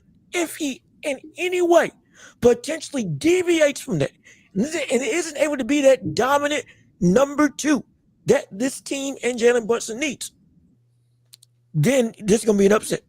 Big upset brewing. But I got the Knicks winning the series in 7 games. I'm going Knicks. I'm going Knicks as well. It's going to be a very, very competitive series, though. I like JB Bickerstaff as the Pistons coach. Cade Cunningham, I mean, we all know he's been excellent this year. He has a case for first team All-NBA. He is first team All-NBA for me. First team. He may not get it because they probably going to – I know Shea's probably going to be one. I don't know who the other guard is going to be. I think it'll be Shea and Cade. That's who I think it is. Yeah, that's the 2 right now. I think that's the 2 right there, Shea and Cade, to me. I mean, those have been the best 2 guards in basketball all season for me. It's a lot of politics that goes into that, though. No, 100%. Yeah. It's not just stats and stuff. But I mean, I think he has good press. Like, people love Cade Cunningham. Like, I don't think there's any reason why he wouldn't get it, like, politics-wise either. So I think he has the game and the politics to be first team All-NBA. Yeah, for sure. I'm gonna go Knicks though because as I mentioned just with some other series, the Pistons outside of Cade, they don't have that shot creator that could really help them when he needs at least a 2 to 3 minute break. Yes. And the Knicks also have multiple defenders. I know, Adam, you weren't high on Mikal and OG. And I get that offensively they can be inconsistent, but defensively, you know what you're gonna get from those two. Josh Hart, you know what you're gonna get from him. Oh, Josh Hart. The only thing that concerns me with the Knicks is if anybody gets into foul trouble, Thibodeau did not play anybody off of that bench. So who do you trust at all? At least last year they had DiVincenzo who can come in, and you still trust DiVincenzo to be able to do his job off of the bench. I don't know who off of their Deuce McBride maybe. No, he's solid, but again, that's only if Jalen Brunson gets in foul trouble. What if it's OG? What if it's Mikal? Exactly. But I would take the Knicks in this one. I just think the Pistons. If the Pistons had a secondary score, I mean, I'm hearing they may make some trades in the offseason or something. If they had another guy, I could see them beating the Knicks. But just K by himself, he's a very talented player. But I don't think in the Pistons' first playoff series, and God knows how long, I don't think they have it just yet to beat this current Knicks roster. So I'm gonna go with the Knicks, 6 to 7 games, but I'm gonna take the Knicks to win this one. Give me the Knicks, bro. I hate to say it. Give me the Knicks, bro. Like Donald said, bro, the Pistons just, and we've kind of talked about a couple teams here. It's one guy and just who else is going to show up. It's like I just believe that because like even if Jalen Brunson doesn't show up, you got Karl Anthony Towns who's been a top 5 center this entire season. So like you got other guys you can lean on. You got Josh Hart, who's always going to be hustling. He's always going to be hustling. He's always going to get you extra possessions. He's always going to be gritty. He's going to try hard. Like that's just what they do. So I'm like, I don't know if the Pistons are quite ready for that. Actually, I just don't believe that they're ready for that. And I think the Knicks are going to win here. But that next series, though, that's when the Knicks will be going home. That's what I'll be waiting for sure. But so far from our last pick, our next matchup in the semis will be the Cavs and the Pacers. Is anybody picking the Pacers? The Cavs should be fully up. Skip it. Just skip it. Cavs. Skip it. This ain't even a fight. Cavs. Yeah, all right. Do It's not a Cavs. fight. This ain't You even a fight. don't got to tell me twice. We're skipping it. Next one, Celtics Knicks. Talk to me. Anybody? Skip it. Skip it. All right. Well, the Knicks haven't beat them all year. That's going 6 if we're being generous, but I can see that being a gentleman's sweep. 5 games, Knicks are out of there. I'm with Donald on that one. I'm not even ruling out a sweep, genuinely, because of how good this Boston Celtics squad is. I'm not mad I'm not. because no matter what ruling out a sweep. the lead has been against the Celtics this year, the Celtics have still come back and beat. It's almost like the Celtics know they can beat them, so they can just chill for the first quarter and a half, maybe, and still have the possibility to come back and win. That's the crazy. That's why I don't think it'll be a sweep, though, because they're going to have a game where the Celtics show up and they don't look like the Celtics. They always do. I feel like That's why I said 5. That's why I said game. I think it'll go 5, maybe 6. maybe like game 4. We've seen the Celtics get too complacent over this last couple seasons, even with They championships. haven't been healthy. Yeah. Jalen Brown isn't really healthy right now either. He has some knee problems. Yeah. Is anyone going to talk about the Kristaps thing? Is it working? I feel like he's always injured still. When he's there, Is he injured again? Is he injured for this series? I mean, no, not right now, but he will be. Mitch, the problem with the Kristaps thing, and I'm fully with you, it's the name value alone that they have on that squad. That's what makes the Celtics so scary. Yes, and he's excellent when he plays, but I'm like, when you have Al Horford playing the way he's playing, like I feel like Al Horford is kind of what kind of covers up the fact that KP hasn't really been that healthy, to be honest. Yes. Luke Cornett too. I got to give him his props. Luke Cornett too. Like their bigs have really stepped up to kind of mask the whole KP thing. Even the guy number 88, Keita. Keita, yeah. Even he's solid. So I feel like those guys are solid enough to kind of cover up the KP thing. I don't even know if they need Kristaps Porzingis, but the fact they have him is just kind of what puts them over the top. It's the name value. It's all the name value. It's today's NBA. You know what I mean? It's for sure. But yeah, we can go ahead and move on. Cavs Celtics. This is what we came here for. This is like the Thunder Lakers of the East. So Adam, talk to me, man. From what you've seen this year, Cavs or Celtics? I don't even want to talk about what I've seen this year. I want to talk about what I've seen over the past 3 years. Give me the Celtics. Give me the Celtics in 6. I think the Cavs are a regular season hero. I don't think that they're built to win in the playoffs. I don't think they have longevity of a roster. I don't trust Donovan Mitchell in these big games anymore. I've seen it too many times, time and time again. Regular season, postseason. Donovan Mitchell isn't the killer that everyone thinks that he is. He's not. He is great in the regular season. At times, decent. Against these big powerhouse teams in the East, he's not what everyone thinks he is. And through 7 games, it's not going to last. Because who's after that? We want to trust Darius Garland.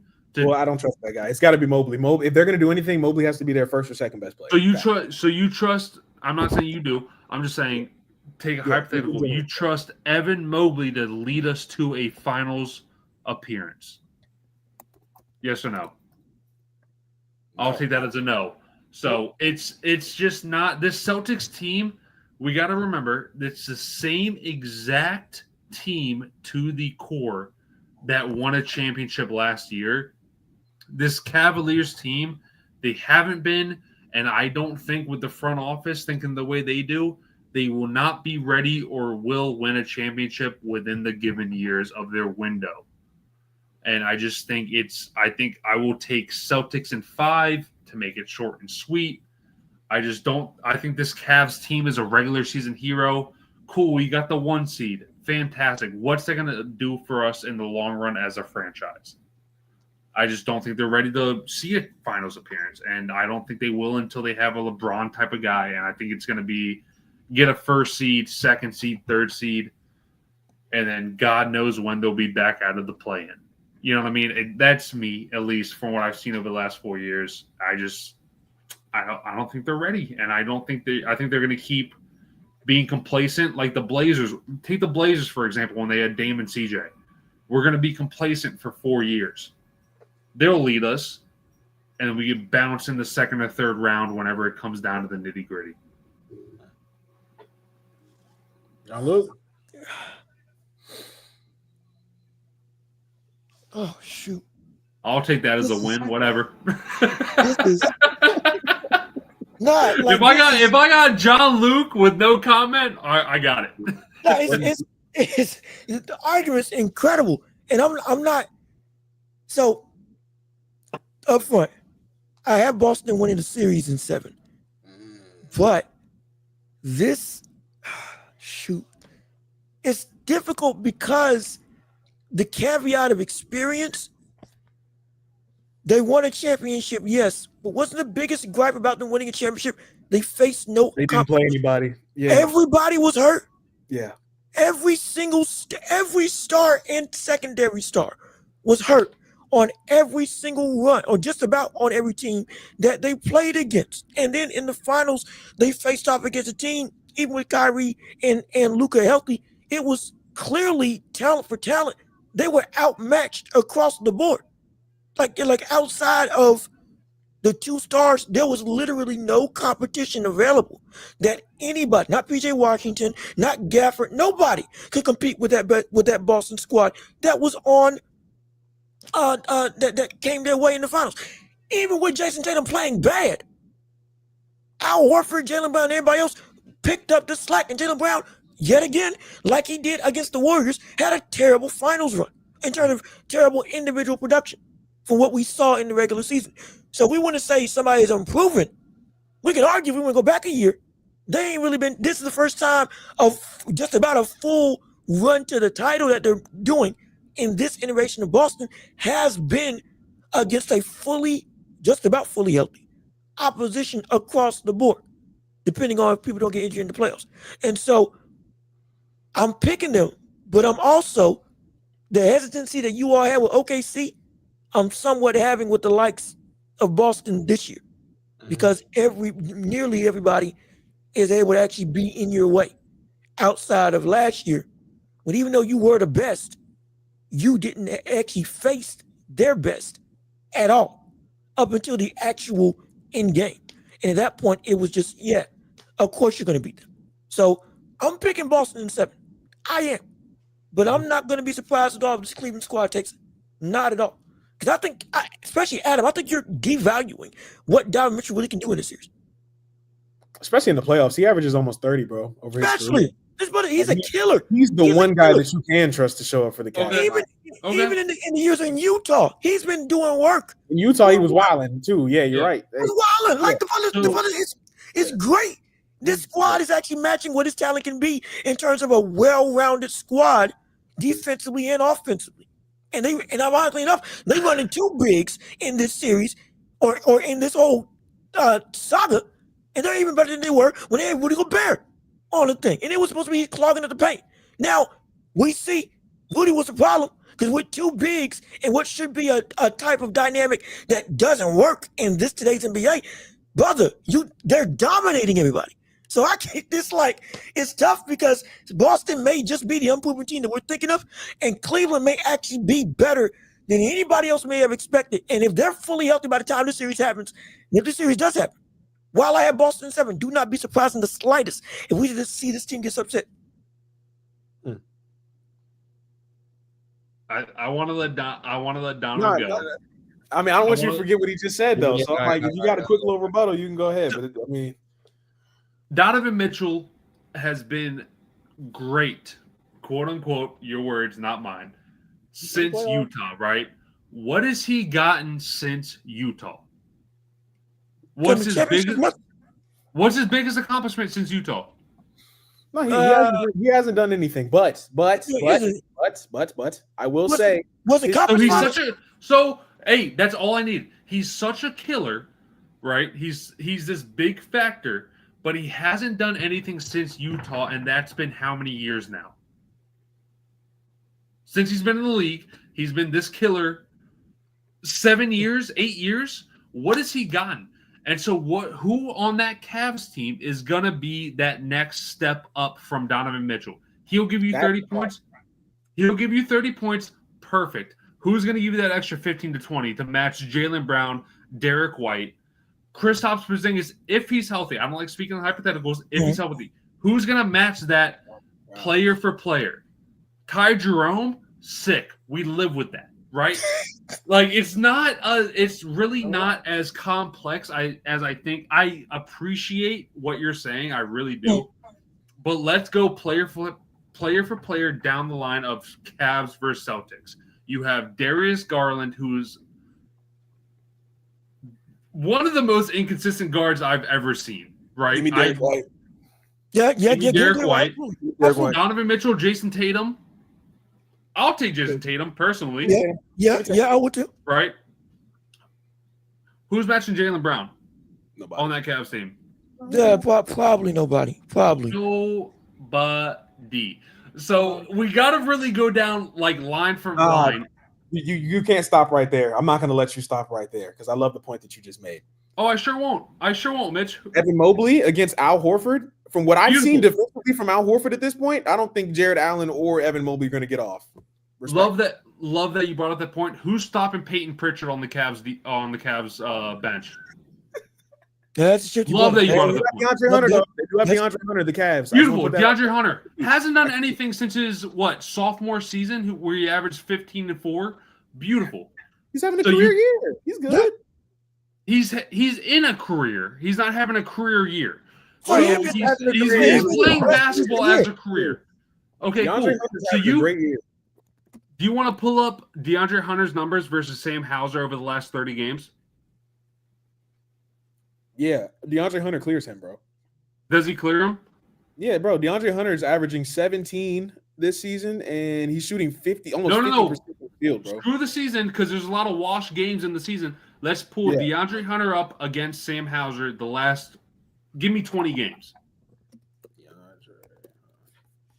Just 20 games. For the sake of time, I will take the Celtics in this. I will take the Celtics in this. You right? Listen. I'll be Gilbert Arenas in this whole. I'll be stat man. I just don't think that it's really as complex as we're making it right now. I feel you. I understand. While you're getting the stats. Nah, DeAndre Hunter's been better. I just want to put that out there, which I already knew from the snap. But I mean, DeAndre Hunter's good. But I mean, to your point though, he's not a needle mover. He's not going to be able to put up Jaylen Brown or. I don't think he's as much of a wash as Sam Hauser will be on the offensive end. Personally, that's just me, and I could just be really reaching here. I just don't think that the Celtics. I don't think that the Cavs have roster for roster a better 7-game series in them as the Celtics do. And again, like Dono said, lack of time. We've been on this, we've been on the street for a little bit, This is our longest episode by far, but I mean, I like the analysis, honestly. I mean, it's a lot of tough series. I mean, it's a lot to talk about, to be honest. So I'm like, it is what it is. Dono, you didn't pick your team yet, right? I'm going Celtics in 6 or 7 games. They just got the championship pedigree. Cleveland reminds me a lot of that Atlanta team a few years ago that was really good in the regular season. They had 4 All-Stars. They had a really, really solid team. I think Al Horford was on that Atlanta team. If I'm not He was. Yeah, he was. Al Horford, Jeff Teague, Paul Millsap, those type of guys. Cleveland kind of reminds me of that team. Donovan Mitchell, he's sensational when it comes playoff time. It's just the rest of the team I'm kind of concerned about because we haven't yet seen it from the rest of that Cleveland team in the postseason just yet. They have a solid bench. I like DeAndre Hunter, Ty Jerome, solid. So the Cavs have a solid team. I just think going up against Boston, even with home court advantage, I think Boston will still find a way to get it done here. So I'm gonna go with Boston in this one. It'll be a very competitive series, but I'm going Boston. Yeah, give me Boston. I don't believe in Darius Garland. I mean, I've been saying that for years. To be honest, he shouldn't have even been an all-star this year, respectfully. I think that the Cavs already had Donovan Mitchell and Evan Mobley. They're not good enough where they're not on a historic pace where they should have been having 3 all-stars. It's actually ridiculous. LaMelo Ball's better than him. There was a couple other guys that I think should have made it over him. Darius Garland's stats are not that good, quite frankly. He's averaging like 20 flat, which is cute. But, I mean, other guys are just doing better. That's not bad. That's not bad. It's not bad. No. I agree. It's not bad. But Jamal Murray has also averaged 20 his entire career and never made an all-star game. So I'm like, if you compare him, he hasn't, has he? He's never made an all-star game. That's my, you know what I'm saying? So I'm like, I don't even think Darius Garland deserved that, quite frankly. But yeah, I don't think he's an all-star, and I think he'll prove it in this series. I think he's going to struggle. I mean, against the Celtics' size and their defense, I mean, they can 1 through 5, he can really get strapped up. I mean, imagine you're coming down the court. Darius Garland's coming down the court. You got Derek White on you already. I don't like this matchup. I want to set a screen right here. Let's switch. Now I got Jaylen Brown on me. I don't like it. Let's switch. I got Jason Tatum on me. I don't like it. Let's switch one more time. I got Drew Holiday on me. Let's switch one more time. I got Al Horford on me. 1 through 5, all straps. So I'm just like, a lot different. I think they're just different, bro. And I didn't even name Kristaps Porzingis. Like, I just don't think that they have enough, quite frankly. And the Celtics, if they are fully healthy, I just trust them more. They've been there. They've done that. They're the taller team. They're the bigger team. I think that matters in a playoff series. Darius Garland is like 6 foot flat. I mean, that's not really moving needles in a series like this. I'm just being honest. Sure, like, bro. This deep into the playoffs, it's not doing much. Yeah, it's not moving the needle for me, quite frankly. So, I mean, I agree with Dono. I think that they've looked really good through the regular season. But again, what you see in the regular season is not what you're going to see in the playoffs. It's a different type of atmosphere. It's a different type of – it's just different. You're going to be in more half-court sets. Guys have to create offense. They know who your guys are. They're not going to let Donovan Mitchell get off. Other guys are going to have to step up. And Evan Mobley averaging 18 and 9 on the season. I mean, it doesn't scare me, quite frankly. It doesn't scare me, especially against, again, an Al Horford who's going to be in the paint. He's going to be able to slide his feet against other elite bigs. I've seen Al Horford make Bam look like he has never played basketball before. He lost all offensive bag when he went up against Al Horford. So, and I think Bam is clearly better than Evan Mobley. So if he can do that to Bam, I don't know what Evan Mobley's going to look like, respectfully. Right. So I got the Celtics, which brings us to our finals. It'll be either the Thunder or the Lakers, because we were split there, versus the Celtics. That is our finals. We are already 2 hours in. Everybody, just give me your picks. Who do you have for this one? If you pick the Thunder, do you have them against the Celtics? I think I picked the Lakers. I'm gonna pick the Celtics, quite frankly. I got Celtics as well. Because the Celtics are one of the only teams that match up well with either whoever it is, Thunder or Lakers. Defensively and offensively, I think that they can just match them. It really boils down to, is Jaylen Brown healthy enough? If his knee is worse than what we think, then that could be a little bit worrisome for the Celtics. But then you still got Derek White, Drew Holiday. You still got Derek White and Drew Holiday. It'll be on Tatum to get it done. But I will go Celtics. So we got 2 Celtics. Adam, Jean-Luc, talk to me. Adam, let me take this one. And then I'll let you go, because I feel like, for the Laker fan, I feel like I know where you're gonna go. So I'm excited for you. Absolutely. And I might just ride with it. Ironically enough. Crazy enough. To win the title? This is it. This is the finals. The Thunder, Lakers, Celtics, between these 3? It's between the 2, so whoever you pick. I don't remember if you picked the Thunder or the Lakers. Who did I pick? Dang it. I might have picked the Thunder. Shoot. If it's a Thunder versus Celtics, then I got Boston. I got Boston in 6.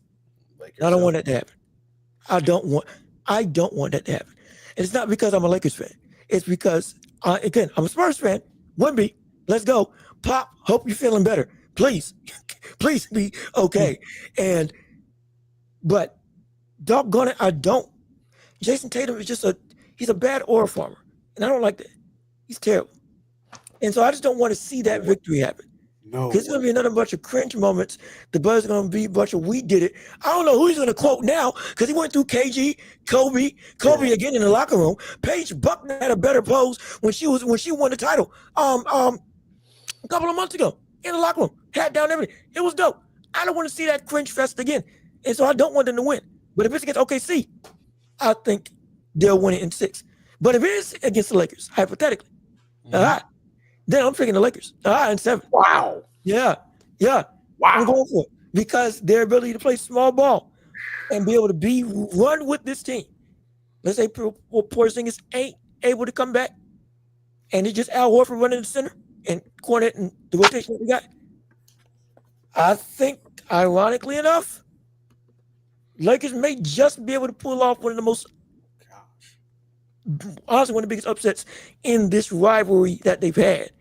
Because this ain't even matched when you look at it on a paper standpoint. And it may just be the fan in me. But if it doesn't turn to be the Lakers and Celtics, I would take the Lakers. If it became Thunder versus Celtics, I would take the Celtics. And so, yeah. All right. Adam Flanagan. John Luke, I appreciate everything you just said. You're not a Lakers fan, brother. It doesn't matter who we match up against, Thunder, Celtics in this, Western Conference Finals or Finals run. The Celtics, we've never seen a team like this run back the same exact squad from the year prior. I don't care if it's, they had I was the first one to say they had a cakewalk to the finals last year. It doesn't matter. We've never seen a team completely run back the same exact squad. They're more experienced. They're more well-rounded than either the Lakers or the Thunder. And again, that kills me to say, as my closing statement, the Celtics will raise banner 19 because they are so much more well-rounded, experienced, and as just a whole of a team able to run it back more than either of us are. The Thunder, love them as much as they're, our biggest Western Conference rivals right now to me. They're too young. That running gun offense is going to dissipate against a more grounded, disciplined Celtics team. The Lakers, love them to death. I was there. Robert Sacre, Ryan Kelly, Tariq Black. I was there. We're not ready for a team like the Celtics. Not right now. We'll see what happens in, the offseason. We have a max contract waiting. The Celtics are just so much more well-rounded than any team in this playoffs. And they're just so much more ready to repeat than we've seen in the previous years. And it sucks. I hate to say it. The Celtics will raise banner 19 come the finals. Good. That was beautiful. Disgusting. Strong quote to end it. That's going to do it for this episode of the Got Next podcast. You heard it here first. You saw our bracket. We got the Lakers or the Thunder making it to the finals, and we got the Celtics winning the whole thing, man. So you locked in with us this entire time. I appreciate you. You're a real fan. You're a real one. You're a basketball genius, a basketball head. So I appreciate everybody coming on here, man. Dono, Adam, John Luke, everybody, man. I appreciate it. Obviously. Man, appreciate y'all for real. Hope everybody enjoyed the episode, man. Make sure y'all lock in with us next time. We're going to be right back on here to break down the playoffs once it's time for that. So make sure you guys like, comment, subscribe, all of that type of stuff. Again, thank you to the panel. And we'll see you guys next time. Wait. That's one more thing. Remember I said I had 2 crazy picks? That Lakers pick against the Celtics, that was my second crazy one. Remember I said I got 2 for the show. And that Lakers pick was the second one. So everybody thinking I ain't just bandwagon. I understand I'm not a Lakers fan. Again, I don't want to take your shine, Adam. I'm a Spurs fan. I get it. But that was my second one, the crazy one. Lakers beating the Celtics if they do meet in the finals. And Lord, I hope it happens. And I think that's absolutely insane. With that, we'll check in with y'all next time. Appreciate it. Appreciate y'all.